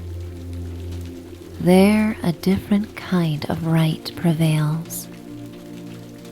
In her midst I can be glad with an entire gladness. If this world were all man, I could not stretch myself. I should lose all hope. He is constraint. She is freedom to me. He makes me wish for another world. She makes me content with this." The words from a man who reveled in nature in the 19th century have met up with you in modern times to cloak you in encouragement. The smells of wet ash and sweet charred wood from last night's campfire waft on a late morning saltwater breeze. Pine needles scatter across the sandy earth that surrounds your vintage pop-up camper. This remarkable vehicle closes into a tiny cube and expands into a home away from home, offering a small kitchen, sitting area, and bed. Edison lights dangle around a gazebo tent that protects a gray-brown wooden picnic table during rain spells. Your dog is the most loyal traveling companion and smiled most of the journey to this campground site, where a tidal estuary meets the Atlantic Ocean. Depending on the wind's direction, the area carries the smell of fertile wetlands and minerality from the river, while other times the ocean's sweet and fishy perfume pervades the air. Mornings at the campsite begin with hope and gratitude for another gleaming day in nature. On this particular morning, a threat of a late-day storm looms. You learned this from a fellow camper who read the weather report from the newspaper. Cell phone reception is limited in the marshlands, and this creates a sense of peace and timelessness when gathering with people and sharing information. Your pup smiles with an open mouth and softly pants after finishing a late breakfast, awaiting a walk to the beach. Most campers have departed after the end of a holiday weekend, and the campgrounds are quiet. The soft sounds of running water and silverware and plastic plates clinking and clacking come from a nearby communal sink. where a couple washes their breakfast dishes. The sun pours through the feathery green needles of a pitch pine tree and warms your bare arms and legs. The trees warp as they reach for the sky, with perfect nooks for sitting lazily in the afternoon. Their whimsical branches and trunks conjure thoughts of storybook forests. You grab a canteen of cold water and unwrap your dog's leash from the bench of the picnic table. You are ready to set out for your daily walk. This getaway came without a plan, but something inside of you knows that you should return home soon. On one hand, you feel a desire to stay forever, yet at the same time long to return to the familiar comforts of your bed at home. As you and your dog wander down a sandy trail with scattered pine cones, a chipmunk sails across the needled branches overhead and lands perfectly on an eastern red cedar tree. Now and then a pine cone falls onto the earth, and you must keep aware of your surroundings to avoid one landing on your head. You savor the cool shade beneath the tree. Suddenly hear a rustle behind the trunk. Normally your dog would react, but the pet is unusually calm and sniffs the air to get confirmation that all is okay. You follow the sound behind the fragrant evergreen and see a small child sitting on a bed of pine needles in the center of a ring of pine cones they have collected. You recognize this young child, closer to their 4th birthday than their 3rd, dressed in familiar clothing that you once wore. Simply looking at the fabric reminds you of what it felt like at a time in your life when core memories formed. The child turns to you, and the sun hits their irises with rich golden light that causes them to sparkle. Their luminous eyes are so big you can see the reflection of you and your dog in them. This child is a version of you from long ago. Where have you been? This younger version of you asks in a sweet, inquisitive tone. I've been waiting for you all morning. The sun came up a long time ago, you know. The child rises as if waiting for you is routine. Nothing out of the ordinary here. You watch a tiny hand that was once yours brush across the needles, and silvery blue juniper berries that gather in clusters on the branches.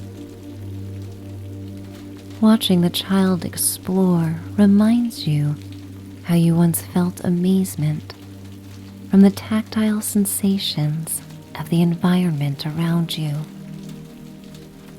Younger you yearns to touch and experience everything in nature. The child stands quickly, hopping up from the earth without hesitation or assistance. Your dog pulls towards this younger you as the child reaches out a hand to squeeze your palm. This entire situation is unexpected and quite peculiar. Still, you go along with it just as you would within a dream. The trail leads to a gravel road, that winds around a bayside beach and leads to the ocean. All along the walk, the child's tiny hand brushes across the top of a steel guardrail into light. Rather than judge or admonish your younger self, you brush your hand along the matte steel as well. It's hot from the sun and smooth to the touch. Flowers grow from hardy shrubs and flow over and under the guardrail. Pink Virginia roses with bright yellow centers flutter on the breeze, protected by dark green toothed leaves. You focus on the sensation of the wind, how it feels on your skin, and how it cools and massages you simultaneously. The strands of hair on your younger self are windswept as you come to dunes so high you cannot see the ocean. The expanse of crystal blue sky and feathery ivory clouds feel as vast as the ocean as you climb the sloping sand. You unleash your dog, and your younger self runs ahead with your pup. You follow closely behind and follow the guidance of your mini-me. Like the child, your fingers dance through the tall, slender tendrils of American beach grass. You weave them like ribbons between your knuckles. A monarch butterfly hovers over purple and pink beach peas, and the child tries to chase it. Your dog barks with enthusiasm to match the excitement of younger you. You continue to the peak of the path between the dunes and see the ocean in the distance. The tide is low and the beach is wide, covered in tidal pools that reflect the blue sky and clouds. The three of you run down the sandy hill to the tidal pools. Younger you runs as if it would be impossible to stop if they tried. A few beachcombers and sunbathers scatter the sand, far away from where you end up. Two seagulls fly overhead and squawk with authority, and the child laughs and shouts out hello, waving at the birds that are nearly half their size. Younger you encourages you to hurry to the tidal pools and begins to jump into the tiny puddles. Your dog digs deep into the cool, wet sand and pushes its muzzle into the hole to take in the musky seaside smells. The air is humid and thick, but the breeze slices through it like a cake knife going through whipped frosting. Come, the child cries, as they wrap their cold, dripping hand around yours to encourage you to jump along. You remove your flip-flops and then bend your knees and launch above the sand. You aim to match the child's fervor as you splash in the warm tide pools. The water is still, but the sand remains rippled and rib-like, revealing the not-so-distant past when the tide was high and leaving its mark. Your young companion plops onto the sand. You slowly lower yourself, keeping your feet in a small, clear pool of water. Your pup lies down on the damp sand. keeping a watchful eye on the distant ocean waves, the color of green jade. Together you and the child dig into the sand and pull out pearly white mollusks the size of a pinky nail. Younger you builds a wall of sand around a small pool of salt water and exclaims this is the special place where they can all be with their family. You place all the mollusks you find into this pool. They slip back into the wet sand like white envelopes pushed through a mail slot.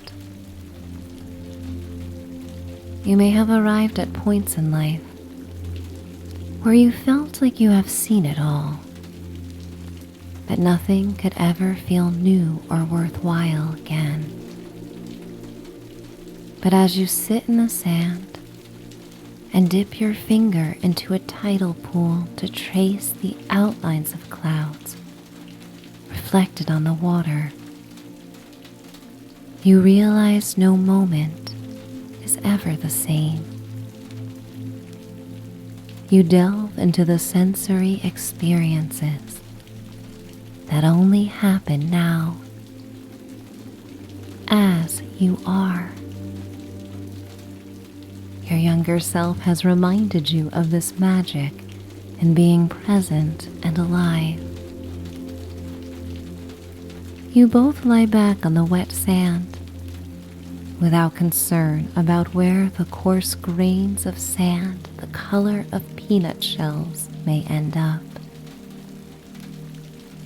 On closer inspection, you isolate pieces of the sand that glitter like caramel mirrors and sparkle in bits of opal shells. You clasp your hands behind your head and watch the clouds. Cotton ball tufts expand slowly into wispy fingers and feathery fronds to embrace the most vibrant blue sky summer has to offer. You shade your eyes and block out your peripheral vision. As you do, the sky becomes all you see, and you imagine you are floating across it with the freedom of a seagull. Your younger self grips your hand again with her sand-caked rubbery fingers and holds on tightly. And you know deep down there will come a time when that brave hand no longer reaches out with such purity and trust. And as you remember how good it feels to have this connection, you open yourself to the possibility of reaching out more when it feels right. You forgot how nice it feels to hold hands like this. Everything about this moment feels right. The incoming salty mist covers your face and lips in a delicate net. The air becomes cool as clouds conceal the sun. The compacted sand supports your spine, and your body feels great, in perfect alignment with the earth. You are lost in the sky and in the wondrous feelings and memories that wash over you when you think of moments spent in nature. The joy that came on every walk as a child, where you collected mementos from the environment around you. Even early in life, you held on to the reminders that the world is a magical place. Your dog awakens from a brief nap and comes between you and your younger self. A wet, sand-covered nose finds its way into the curve of your neck and tickles you first before moving on to the child. You both begin to laugh spontaneously. You hold on to the sweet melody of your younger voice. The higher pitch is as refreshing as ocean waves that arrive at your feet as the tide comes in. Together you stand, and your dog brings a piece of smooth driftwood and drops it at your feet. You and your younger self take turns launching the driftwood towards the lacy white crests of incoming waves. Your pup retrieves it each time, smiling with her mouth and eyes, in the special time and place where joy is infectious. The sky turns a deep shade of slate blue, not quite ominous, but with a soft warning that a weather change is on the way. You tell your younger self that a storm will come. They reply, "The sky is too blue for rain. When the rain comes, it will change into the color of dun dun dun. That's when the storm's here." You laugh, imagining the sound effects of color and what sound each color would make if it had its own melody and lyrics. Without speaking, you walk down the beach with your younger self. Your dog trails behind you, complacent and tired. As you reach another path that cuts through the dunes and leads back to camp, the small child stays. "I have to go now," your younger self declares. "But you can always find me at the beach, or I'll meet you in your dreams with that fellow," the child explains and then giggles while pointing at your damp, sandy pup. It's bittersweet to say goodbye, until you remember that all parts of you and all the selves you have been and will be are always with you in spirit. You smile and nod. You tell your younger self to stay curious and strong. You tell this 3-year-old child on the edge of 4 that they are enough as they are. They are worthy of love and must keep shining. Your younger self looks back at you as if you're crazy, because at this age, your confidence was strong. Younger you cannot imagine being any other way, but such is the vigor of youth before the waves of life come crashing down with humility and doubt. You both promise to remember each other and to look out for one another as well. As your dog gets a second wind and leads you through the grass-covered dunes, you smile and feel more full than you have in a long time. The sun lowers towards the bay and casts the campground in metallic magenta light. The lustrous, saturated pink and orange rays illuminate the underbellies of dark clouds that roll in. Intuitively, you know there is still time before the rain arrives. You return to your campsite and hose off your pup and then yourself. You use dry cedar wood to start a fire, and the wood grains catch quickly, cracking and popping. You feed your pup and prepare something light and easy for yourself. The sky darkens and the threat of the storm still lingers somewhere in the near future. You settle by the fire in a canvas chair that becomes snug around your body like a hammock. Your dog dries off in the warmth of the firelight as the temperature drops significantly. The winds pick up, cool and with a warning that the front has arrived. All your belongings are secure, and you feel well prepared for whatever nature has in store. This preparedness makes you feel resilient and part of something bigger than yourself.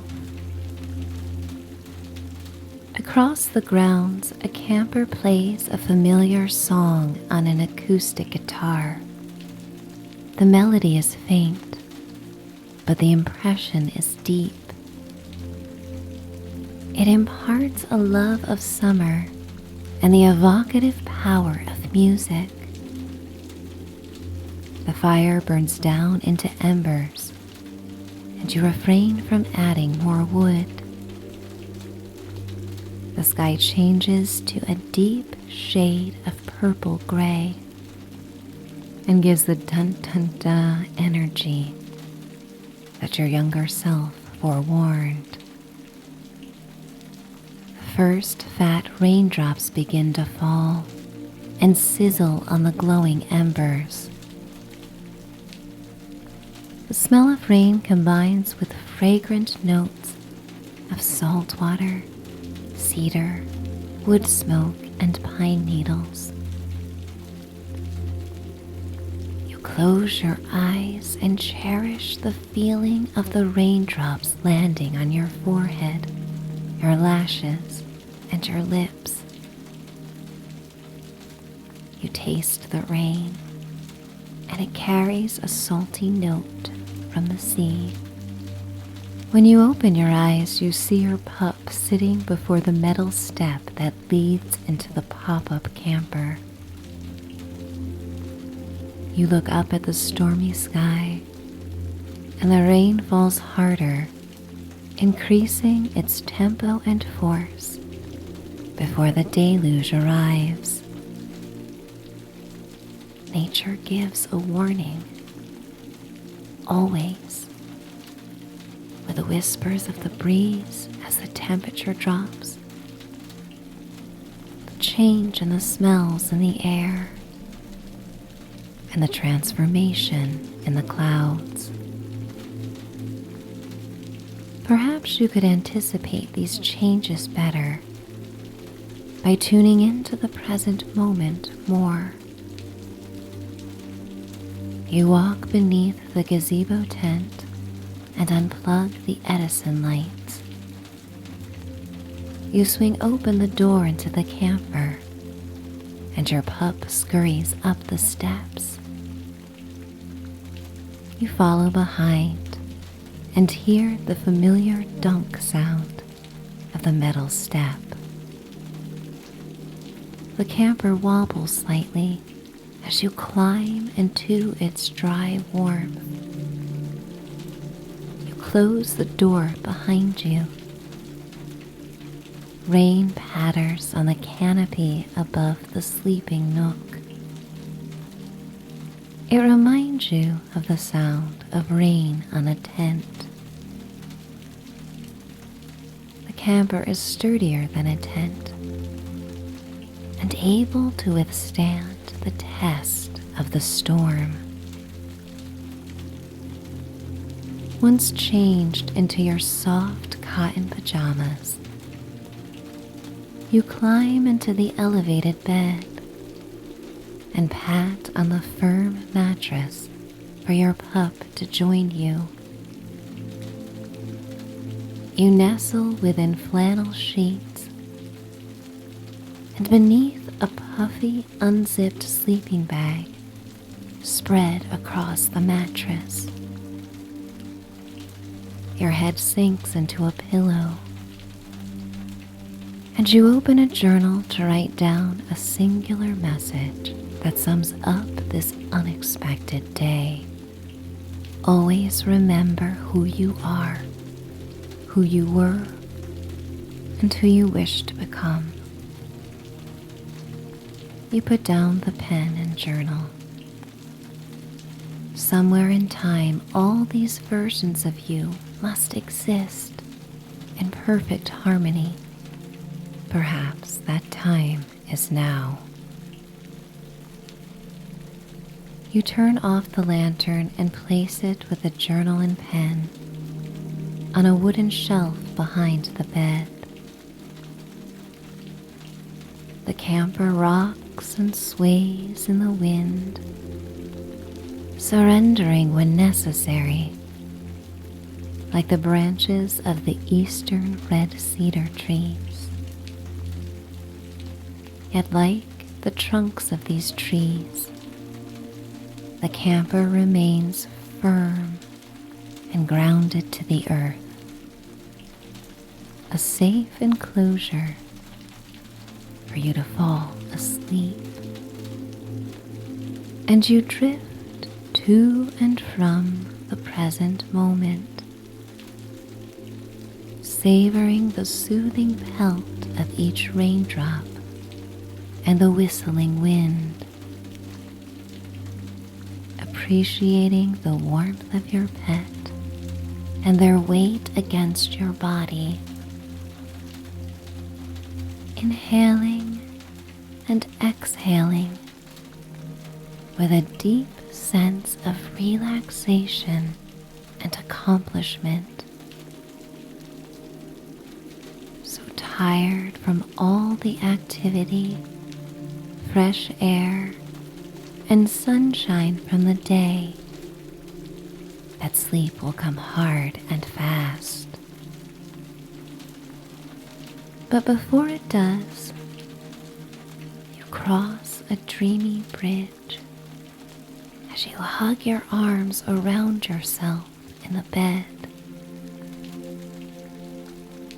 You imagine the version of you that is most compassionate and nurturing, the version of you that makes you always feel safe in your body. Perhaps it is a version of you far off in the future, or maybe it is a version of you that shows up time and again. But you see this version of you in this dreamy space between wakefulness and sleep. You feel a warm embrace and hear this version of you whisper that you are doing so well, that you are a wonderful soul growing and learning and becoming better each day.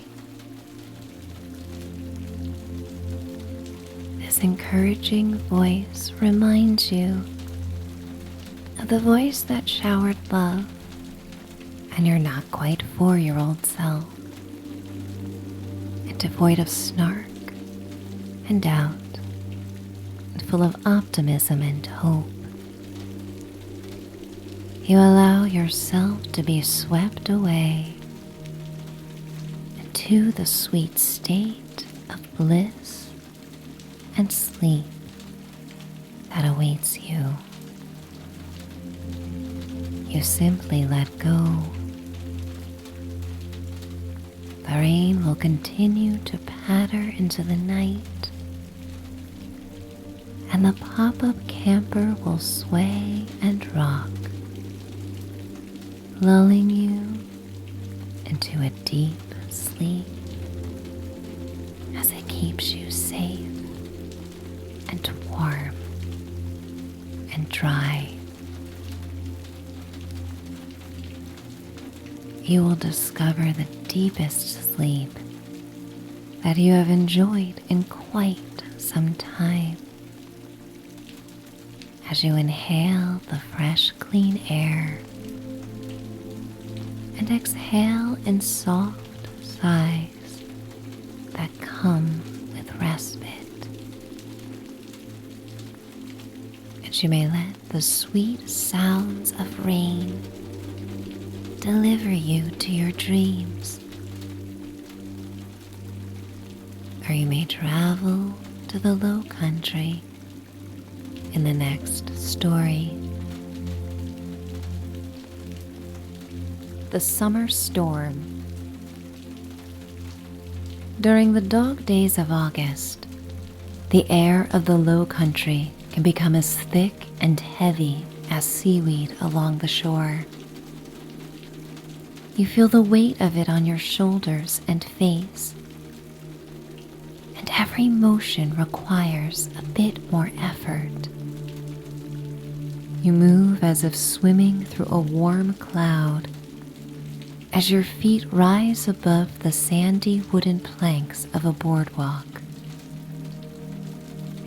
The eau de perfume of pluff mud taints the morning breeze during the low tide and smells like a snuffed-out match. This rich, earthly aroma marries the salty Atlantic air in what Low Country writer Pat Conroy penned, the smell of where all life comes from. The fertile landscape showcases an otherworldly magnificence in the greens and blues that saturate the sky, marsh grasses, and ocean. The sun pours over blue-green waves in sparkling gilded rays in another display of nature's opulence. And anyone who walks through this splendor, no matter their station in life, experiences the ultimate in abundance. It is the kind of wealth not created by man. You walk down the stairs to the tawny beach with your beloved dog at your side. You balance your flip-flops over your fingers, and the dog leash wraps around your palm. The dry sand is hot beneath your bare feet. You jog to the tidal pools and damp sand left by the low tide for reprieve. Your dog pants with their teeth fully exposed in a fox-like smile. A layer of frothy saliva spills across their raspberry pink tongue like the lacy sea foam that dapples the beach. You unleash your pup on this quiet morning and walk by a few fishermen who wave hello and greet you. Their leathery skin is a rich shade of bronze, weathered by decades in the low country. Every wrinkle and pore could tell a story. Frishy, a retired shrimper, spends the morning poring over the beach with a metal detector with precision. He jokes that he relies on hunches more than the machine. And his greatest find was a 10-carat engagement ring lost by an excited bride-to-be on a night of celebration. He found the owner and returned it, explaining that he often did the searching more for others than himself. Your pet adores Frishy and runs up to the kind soul who dresses in pressed khakis and a long-sleeved plaid button-down shirt, no matter how high the mercury climbs on a thermometer in August. for she keeps a secret stash of homemade dried jerky in his pocket and gives one to your pup after asking permission, as he always does. There's gonna be a storm later on. I can feel this one coming, for she tells you in his raspy drawl. You hadn't checked the weather and believe him. A wave of gratitude washes over you for coming on this morning's walk and enjoying the cornflower blue skies while you can. The afternoon heat can be oppressive, and your pup gets quite antsy and bored when unable to explore or go on long walks. For she says goodbye, and you continue walking southerly towards rolling dunes and minty green beach grass. Ocean mist lands on your bare arms and legs.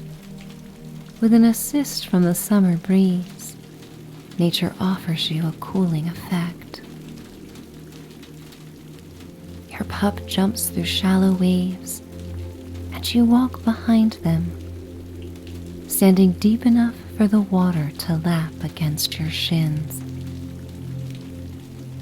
Seagulls fly overhead, occasionally dipping down onto the beach to enjoy a chip or pretzel left behind by beachgoers. Your dog runs towards the dry sand and begins to dig a small hole to bury their snout in the cool, damp sand below. You pause and turn towards the ocean. The waves pound against the shore, and the vibrations travel up the soles of your feet. The whispering surf lulls you into a state of peace, as it often does. And the vast ocean summons deep pleasure, with a reminder of how small you are in the scheme of this world and universe. The sense of awe dampens the heat of your worries and concerns and helps you to stop sweating the small stuff. From this vista, everything is small stuff. Before the afternoon sun becomes too intense, you return home. Your pup slows down and you adjust to their languid pace. Pearly white shells scatter the beach. And occasionally you come upon a sapphire or emerald piece of sea glass that you gather to add to a mason jar at home. When the jar is full, you use the unique pieces to create mosaics on tables and picture frames. You leash your pup and ascend the wooden walkway that leads to town. You walk down a residential street where pastel-hued homes sit behind fences, weathered by saltwater air and humidity. Spanish moss drapes over trees, offering shade from the afternoon sun. The ethereal plant looks like a lacy shawl or a crocheted blanket draped over the trees, leaving a soothing yet haunting image. Vegetable gardens overflow with squash, tomatoes, and okra. Every garden and yard is decorated with marble fountains depicting angels and fairies, offering a sense of whimsy. Many nights fireflies and twinkling lights illuminate the yards. People gather on screened-in porches as mason jars clink and screen doors slam from children energetically running outside to enjoy the dip in temperature at night. You can hear the faint echoes of these summer evenings past, conjured by beloved memories on this otherwise quiet afternoon. Most people hide from the sun this time of day and lounge by air conditioners or beneath the shade of awnings. The street turns onto a lane that winds around. Your historic home faces west at the end of a cul-de-sac and overlooks the marshlands and the ocean. A few puffy white clouds roll in and block the sun, offering a slight reprieve. You open the ivory picket gate and walk beneath a trellis dripping in fuchsia beach roses. The silky petals brush against your bare shoulders. You unleash your pup and they run to the backyard to an outdoor pet fountain. Your house is designed exactly to your predilections and at times takes your breath away with the same awe as the ocean. That you were able to manifest this beautiful dwelling, accented in hues that soothe you and surrounded by views that feed your soul, grounds you in gratitude with roots that run deeper than those of the centuries-old oak trees covered in Spanish moss. You deserve this beautiful oasis, overlooking glassy water that acts as a mirror for the sky. Hummingbirds flutter around the backyard, sipping nectar from feeders strung on the curlicues at the end of metal poles. Lush flowers surround the backyard in pastel and vibrant hues and look like a resurrected Monet painting.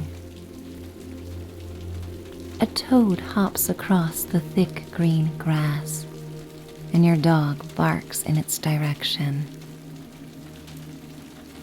You walk to a strawberry patch and gather a handful of plump berries.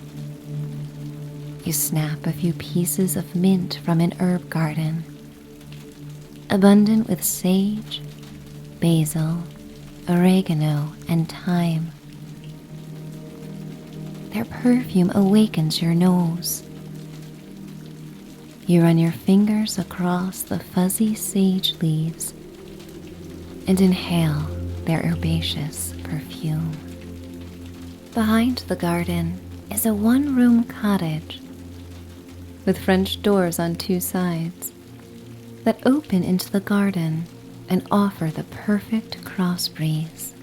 2 rocking chairs and a plush love seat furnish the room. The walls are a soothing shade of sea green.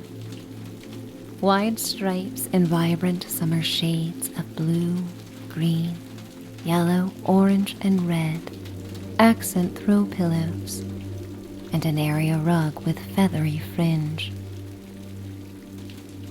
You gather a crystal pitcher from a wooden shelf and place it on a resin countertop embedded with pieces of sea glass.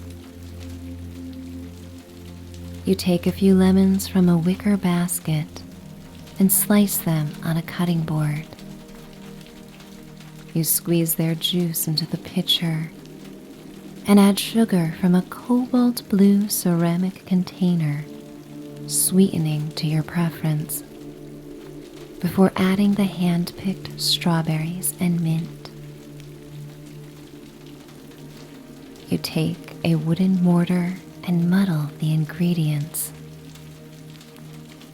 The fragrant mint, citrus, and strawberries soothe you with their sweet and zesty aroma. You add a few scoopfuls of ice from the ice machine on the counter, and then fill the pitcher with water from a turquoise glass vessel sink. You stir the contents with a wooden spoon as a funnel of green leaves, red berries, and ice crystals swirl. The open-air cottage is the perfect place to leisurely spend the afternoon. Ceiling fans circulate the air from an exposed wooden beam beneath the high A-frame ceiling. Your dog lies on the cool, blue-tiled floor. You pour a glass of lemonade into a mason jar and then place the pitcher in a mini fridge. You then walk to your favorite rocking chair.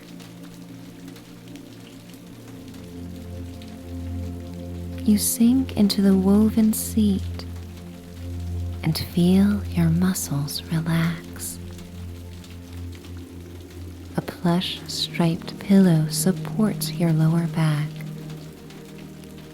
as you rock back and forth, sipping slowly on the icy beverage. The liquid quenches your thirst and cools your throat as your pulse slows. The hot afternoons of the Low Country give all the residents, both animal and human, the permission to take it easy and align with the natural rhythm of the day. You look out the French doors onto the garden and your grand home and the marshes. The Spanish moss sashays on the breeze, and the weeping willows rustle. This one-room garden cottage reminds you how basic your needs and desires truly are. As grateful as you are for the enormity of this property, you find the most pleasure in these moments of feeling good, in the circulating air that kisses your dewy skin, the reflection of the blue sky and cotton ball clouds on the silky water of the marsh, in the sweet, sour, and tingly expressions of the lemonade that coats your palate. So many things are happening at any given moment, offering insights into the wonders of the human experience. And when you slow down your mind and body, you realize all there is to appreciate. You rock back and forth and listen as your pup softly snores, napping on the tiles. Watching them makes you feel sleepy and long for a nap. In the distance, lavender gray clouds lead an army of storm clouds that will arrive soon. You remember the warning from Frishy. A storm is on the way. Before returning to the comforts of your home, you close all the doors and windows of the garden cottage.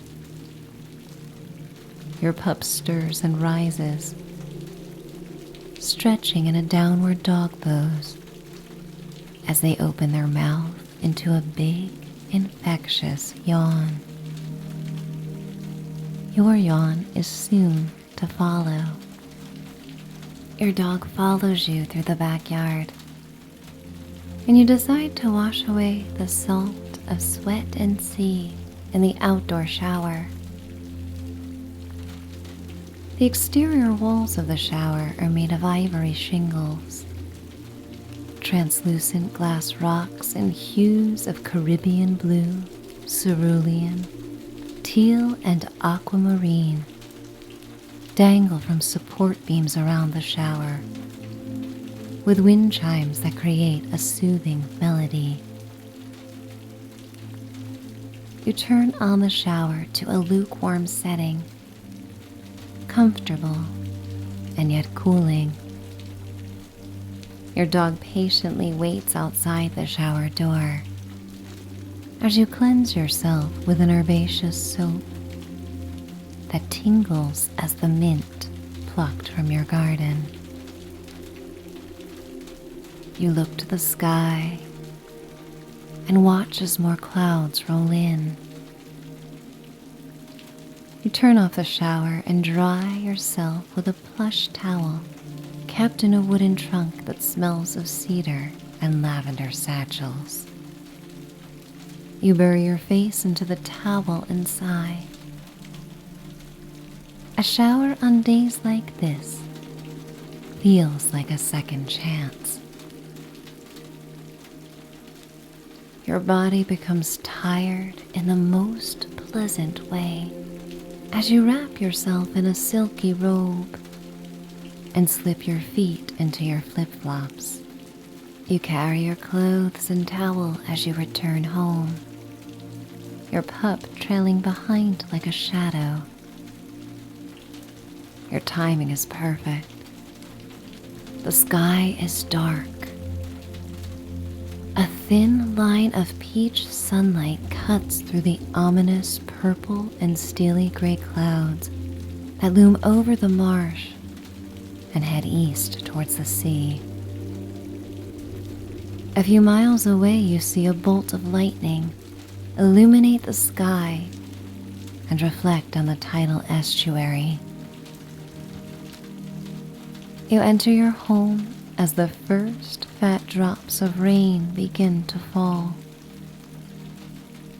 The screen door creaks, and you open the second heavy door behind it and step into the climate-controlled air of the sprawling house. The slight chill in the air feels good and makes you long to get cozy and enjoy a nap. You remove your flip-flops and walk through the spacious kitchen. Your pup's nails click on the cool tiles, while your feet quietly glide across them. Your dog sits suddenly, and their tail dusts the floor enthusiastically. They look at the kitchen island, where you keep a ceramic jar of dog biscuits on the granite countertop.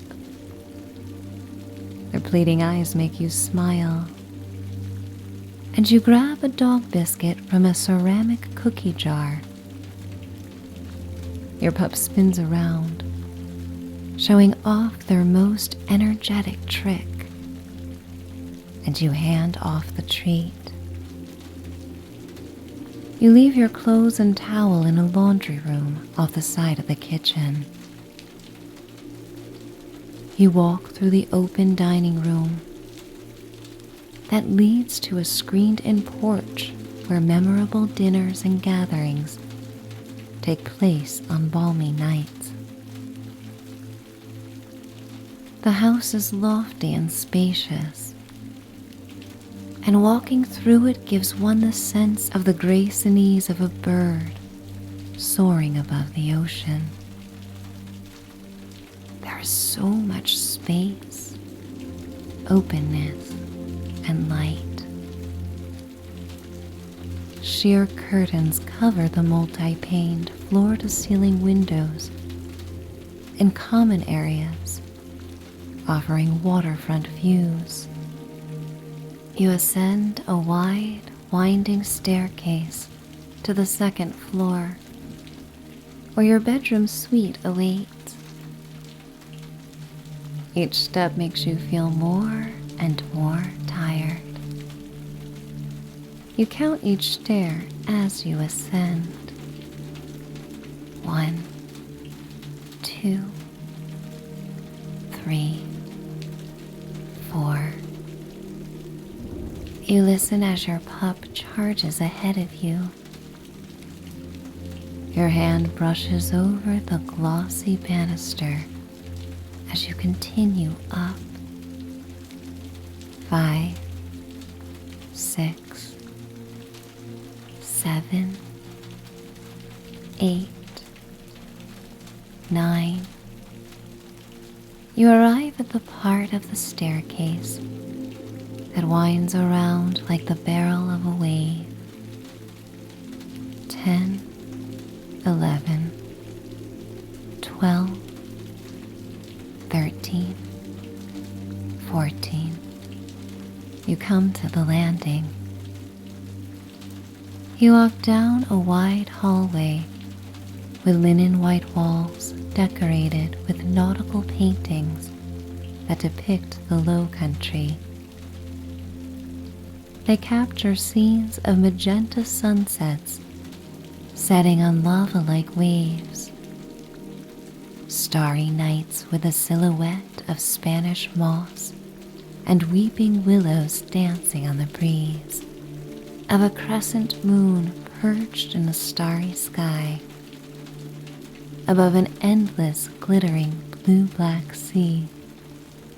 You open the double doors into your bedroom suite, greeted by a soft breeze from the bamboo ceiling blades shaped like broad leaves. The ceilings are double your height. Curtains flow around sliding glass doors that lead to a balcony. You walk to them and step outside and sit on a porch swing. Rocking back and forth, you watch the storm travel over the acres of wetlands below. The water reflects the burgundy-lined amethyst clouds that do their best to block the sun and claim the sky. Thunder rolls in the distance, and the rain falls harder, creating ripples in the satiny water. From the opposite side of the balcony, you can see the Atlantic in the distance, the white caps of ocean waves, reflecting what light of the day remains. Your hands grasp the balcony rail, and you enjoy the solid feeling of the painted wood at a time when the outside world is turbulent. The wind whips palm fronds and cordgrass into emerald waves. Rain pelts on the balcony, and you step inside before the winds shift direction and cause the rain to splatter against the sliding doors. You seal the doors behind you and enjoy the patter of rain and the sound of rolling thunder from the haven of your room. Your pup sits patiently at the end of the bed, waiting to be invited up and consoled during the storm. You draw all the curtains closed and walk across a soft area rug to your furry friend. The king-sized bed frame is made of whitewashed wood that looks like driftwood. A lustrous upholstered headboard rests against a wall painted in your favorite color. The colors in the room soothe you and draw from scenes in nature that you most enjoy. Whenever you are in this room, you feel like the best version of yourself. You feel safe. Your guard is down. And every smell and item in the suite evokes feelings of comfort, peace, and equanimity. You help your pup onto the Egyptian cotton duvet and pull back the covers. You climb onto the sheet and relish the crisp cotton fabric that contrasts the silky, lightweight robe cinched around your waist. As you settle into the mattress, all pressure points on your body are supported. You inhale the smells of fresh rain, salt water, and clean linens.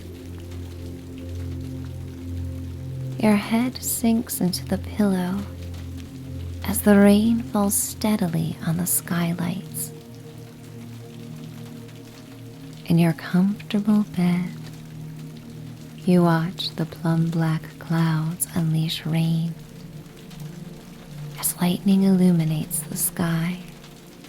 The thunder and rain create the perfect soundtrack for sleep. Time becomes nebulous in the darkness of the storm, and you begin to drift, to float away to blissful sleep. You notice the silent pauses between staccato drops and welcome the low bass drum sound of rolling thunder. Your pet curls against your feet, comforted by you with a deep trust formed over a lifetime. You feel safe, grateful, and ready to welcome sleep. The turbulent change in weather is a reminder that change is a natural part of life. So often things may feel repetitive, or you may feel stuck. But the weather is a reminder that nothing stays the same for long. Your eyelids become as heavy as wet sand as you continue to drift and let go. The cool sheets, the air-conditioned room, and the darkness of the storm offer the perfect contrast to the heat and humidity of the afternoon. Your body no longer works so hard to manage the heat, and gratefully takes this moment for complete surrender, surrendering to sleep, or continuing on one last rainy adventure that will bring you back in time.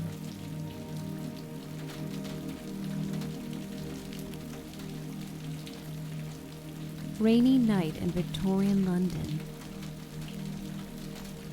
In some cultures, people study the rain with such dedication that hundreds of names are assigned to the varying showers to celebrate their diversity. Each drop brings its own sound and beat to come together in a soothing orchestra of clean rain. The metallic tinted droplets fall onto the cobblestone lanes of London as you enjoy an evening walk in another era on the cusp of the 20th century. The soporific patter on the slick stones and awnings of shops joins the ubiquitous clippity-clop of horses leading carriages with their squeaky wheels to residential streets. The air is cool, the hint of winter felt in its dampness. As you revel in the warmth of a tailored coat that hugs around your frame, the rain falls on the silk of your black brolly or umbrella, and hypnotic, translucent, silvery streams flow over the sides. A 5-year-old boy in brown knickers jumps in a puddle, causing his mother to voice her concerns that the boy will be cold. He looks at you mischievously and smiles, and you cannot help but laugh and think back to a time when the joy of experiencing a puddle outweighed the consequences to follow. Seeing your laughter, his mother laughs as well. Her hair is in a taut bun beneath a hat decorated with flowers that offer a promise of spring with pops of color. She balances her umbrella over her head and permits the boy to enjoy a few more splashes before insisting they return home to dry his socks and trousers by the fire. The spirit of London is bustling despite the rain, as city dwellers come out in defiance, refusing to let the weather keep them indoors all day and night.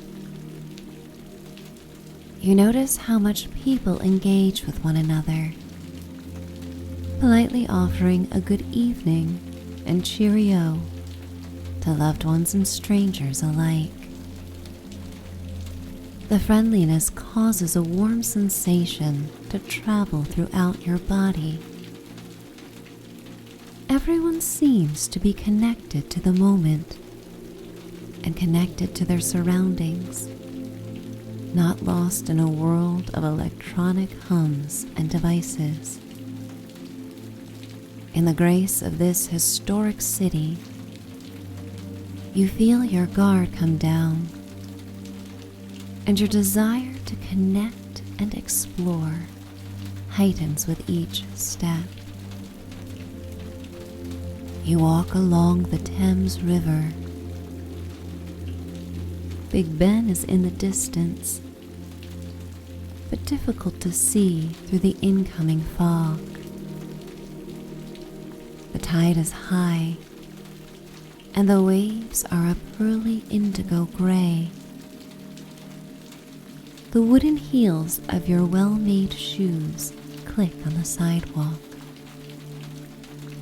Reflections on the wet stones capture your attention as they double the golden beauty of glass lanterns that illuminate the night and add warmth to the shades of blue, black, and gray that dominate the color palette of London during storms like this. A block away from the Thames, you come upon a tea room where patrons dine in the glow of candelabras in a room filled with opulent jewel-toned silk seats and mahogany tables set with fine china. The women wear corsets and elegant silk blouses with flouncy sleeves and high necklines made of lace. Their long, heavy skirts flow like the Thames with each movement. The men wear three-pieced suits in dark blues and earth tones that create narrow silhouettes. Your attention turns to your attire, which exemplifies your preferences taken from the fashion of the time. These clothes make you feel safe from the elements. They are durable and meant to last. The garments make you feel confident and more refined than the clothes that you wear in your waking life in the modern world. These articles make you more aware of your posture and movement, putting you in tune with your body and the strength of your spine and core. You feel a bit taller and stand a bit prouder in this new landscape, in part from the clothing, but in part from the freedom you have to be yourself in this place and time where you do not know a soul. Being someplace out of your reality enlivens the curiosity of your inner child. You feel okay with not knowing everything. You are an observer, here for an adventure. You randomly turn down a winding lane, so intimate it feels as though you are walking down a hallway, peering into the storybook windows of townhouses. You see families huddled around a table, enjoying dinner. Glimpses into each window are portals into different stage shows that introduce you to a different cast of characters in each building. Such voyeurism is common in cities like London. Rather than feeling intrusive, these moments create a connection and sense of pride in being a Londoner. A young girl with long ringlets that frame her porcelain face sits in a bow window and peers out on the night. Her index finger curls around the loop of a brass chamber stick candle holder. The candlelight causes a halo to form around her hair and illuminate her face. When she sees you walk by, she smiles. In part, she wishes to be out dancing in the rain. But dressed in her nightclothes, she is clearly meant to go to sleep soon. You hear the muted voice of her mother calling, and she waves at you before disappearing into the darkness of the room. You continue to walk, and laughter pours out of a corner pub as live music reverberates down the lane. The jovial atmosphere lifts your spirits, as well as those who walk past and spontaneously pop in. As part of London goes to sleep, another part is now coming to life. The warm light in the pub and the high spirits of the patrons once again prove that the rain does not keep the city down. You cross the street and dart a puddle that reflects a parked horse and carriage and flickering glass lantern, like an oil painting that will one day be hung in a museum to depict this era. But the nip in the air, the sounds, the feeling of the cobblestone below you, and the savory aromas from the pub make this moment all too real. The fog is as sheer as gossamer. It lays low as it comes in off the Thames. The rain is steady but light. Not quite ready to return home for the night, you walk to one of the most beloved bookshops in the neighborhood. On weekend afternoons, children come and sit for story time as a grandmotherly volunteer reads books to them in her sing-song voice with its charming warble acquired by damp London winters and time.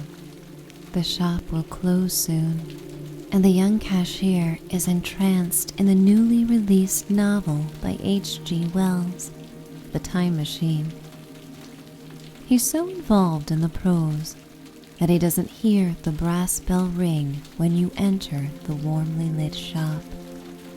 Books line the cherry wood built-in shelves that stand so high that a ladder hangs on a railing that runs around the perimeter of the shop. A stone wall peeks out in places where books are sparse, and small oil lanterns illuminate the store. You let your intuition guide you and play an often enjoyable game for those who believe in destiny and synchronicity.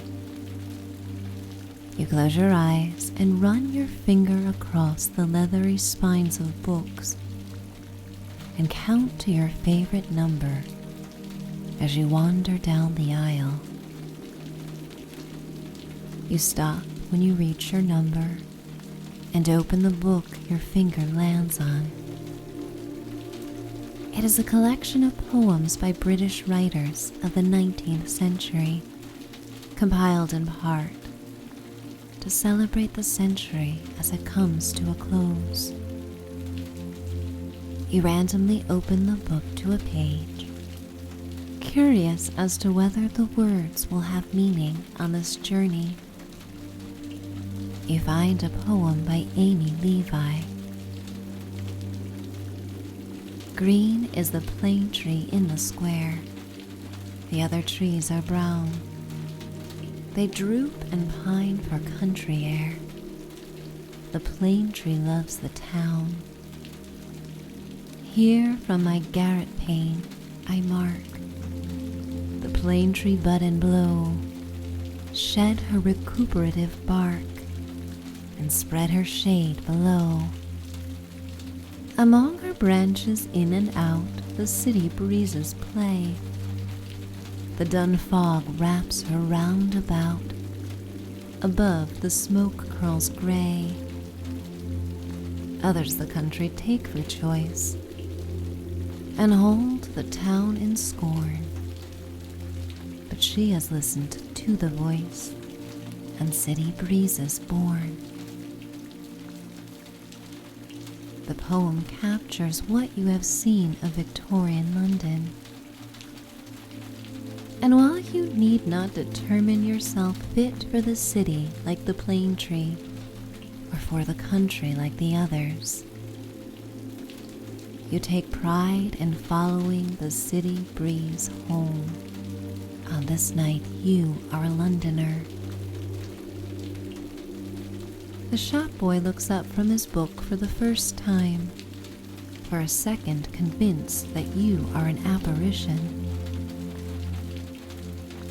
Perhaps he can sense you are from another time, but you don't let on and simply wish him a good night. You step out into the rain once more and ascend the slick cobblestones up a hill to rows of townhouses that look out onto London. The rain falls harder and the wind speeds up. Their timing is impeccable as you come upon your townhouse and insert the key into the skeleton lock. A violinist lives on the first floor, and her melodies escape the thick plaster walls of her flat, softly playing through the halls like a lullaby. Soft tones with rich vibrato soothe you when you pass her door, greeted by her mournful violin each time you return. Makes the sound become a symbolic welcome home. You ascend the burgundy and ivory carpet that covers the winding wooden steps that creak beneath your feet. Rain falls on the dozens of glass panes set in metal frames that look out onto a courtyard. You ascend and ascend to the second, third, and fourth floor. The higher you go, the more you can see London outside the window. The final steps spiral around nearly 360 degrees to bring you to your attic flat. Once used for storage, many rare antiques from decades past now decorate the cozy space. You open the door to be welcomed by a beloved pet.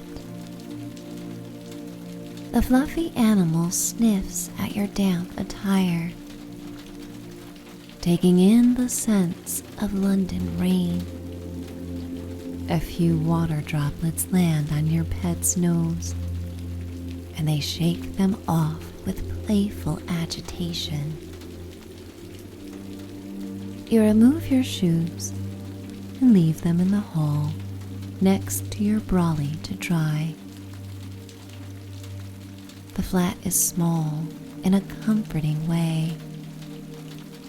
It's the kind of space one enters and instantly wishes to sink into the many silk pillows and velvet upholstery of a settee near the garret window that looks out on the city.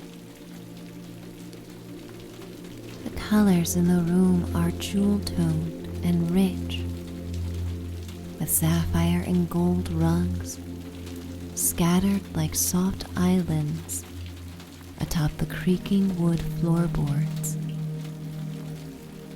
Garnet, amethyst, emerald, and gold accents marry decadence with modest comforts. Raindrops fall heavier on skylights, their patter persistent. The glow of London fills the dark room as you light an oil lamp to guide you. You walk to the fireplace and start a fire.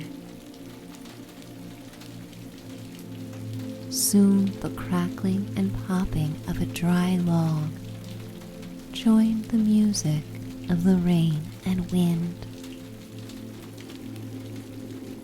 You walk to an armoire, a beloved piece of furniture that stores your favorite mementos, journals, and clothes. Its craftsmanship is so beautiful that you often run your hand over the curves and hand-painted embellishments to appreciate each detail. At times you imagine this armoire could serve as a portal to another place and time. You gather a nightcap and cotton gown from the armoire and inhale the fragrant smell of lavender that lingers in the soft fabric. You remove your damp clothes and drape them over a rack by the fire. The attic flat brings you so much pleasure with its simplicity. for such a small space. You admire its ability to meet all your needs. The fog is thick and heavy over the glistening streets, and the rain cascades down the shingles of neighboring townhouses. Charcoal-hued smoke squiggles out of chimneys towards the slate-gray clouds. On afternoons when the rain stays away, the chimney sweeps may be heard whistling as they clean the chimneys and perch themselves on the edges of roofs to enjoy their lunches. You sit by the fire and peer out onto the city, your velvet settee like a mezzanine seat, overlooking the theatre of London winding down. Your pet settles at your side, its warm body a reminder of the cold that you still carry with you from your walk. Your limbs become warm, and your fingers and toes tingle as the heat of the fire brings back feeling. A church spire juts against the smoky marine blue sky, piercing the dense storm clouds that swiftly roll in. A lantern glows in the belfry as a young bell ringer sounds off the bells for the last time today. Simultaneously, on the other side of the neighborhood, peals of Big Ben sound for the last time. The low chimes echo throughout London, accompanied by the sound of falling rain. You get lost in the motion of the night outside. Your tired eyes follow the crystal drops of rain slipping down the panes of garret windows that align with the triangular edges of roofs throughout the block. The architecture offers a sense of charm, with windows designed to admire the night sky and welcome the light of morning. Curls of smoke rise from chimneys and haunt the rain as they slither toward the clouds. The world here is quieter, without the hum of electronic devices. Even in a city, you can appreciate the sounds of nature and life around you.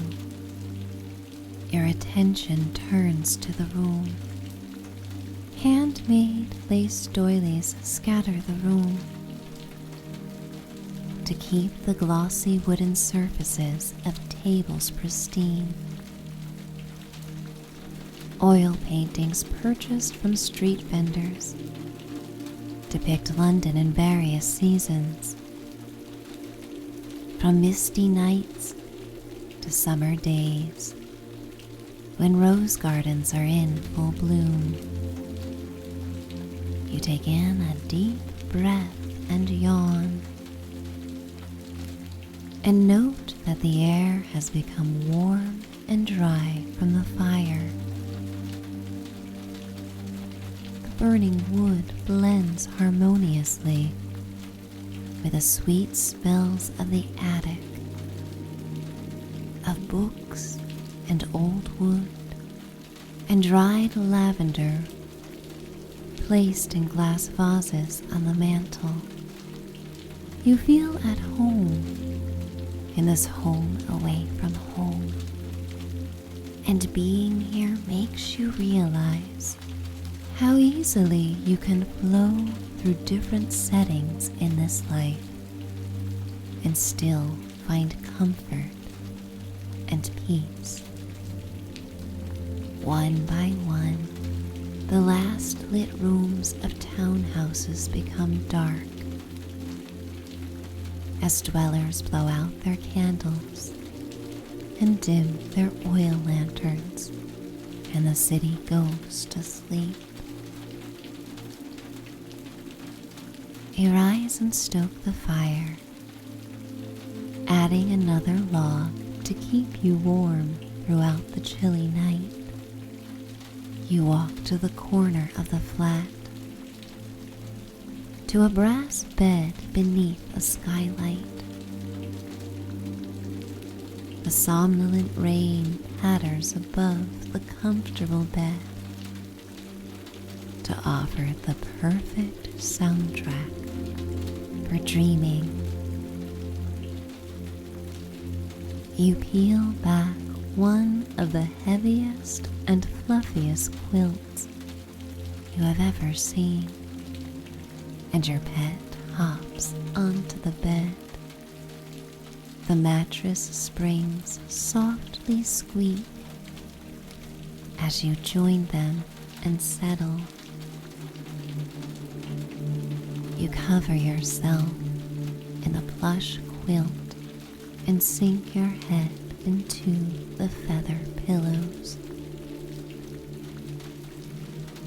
The firelight creates shadows that rise on the wine-hued silk wallpaper, calming you with their hypnotic motion. Your pet settles at your feet to keep them warm throughout the night. Together you surrender to the comforts offered in this moment and sigh in tandem. You connect with the timeless need for rest and sleep, floating and drifting to untapped pleasures that lie in wait in your sleeping life.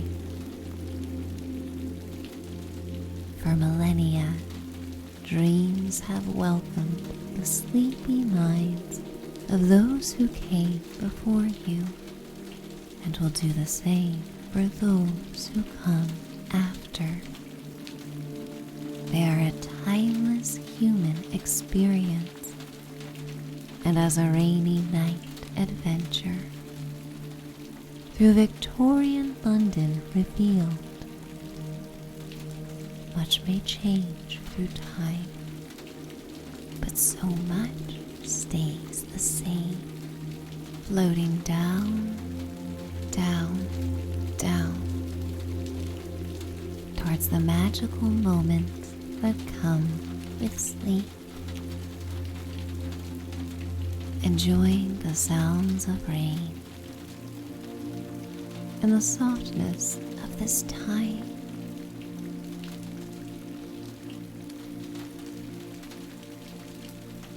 Letting go of my voice and luxuriating in the tranquil moment.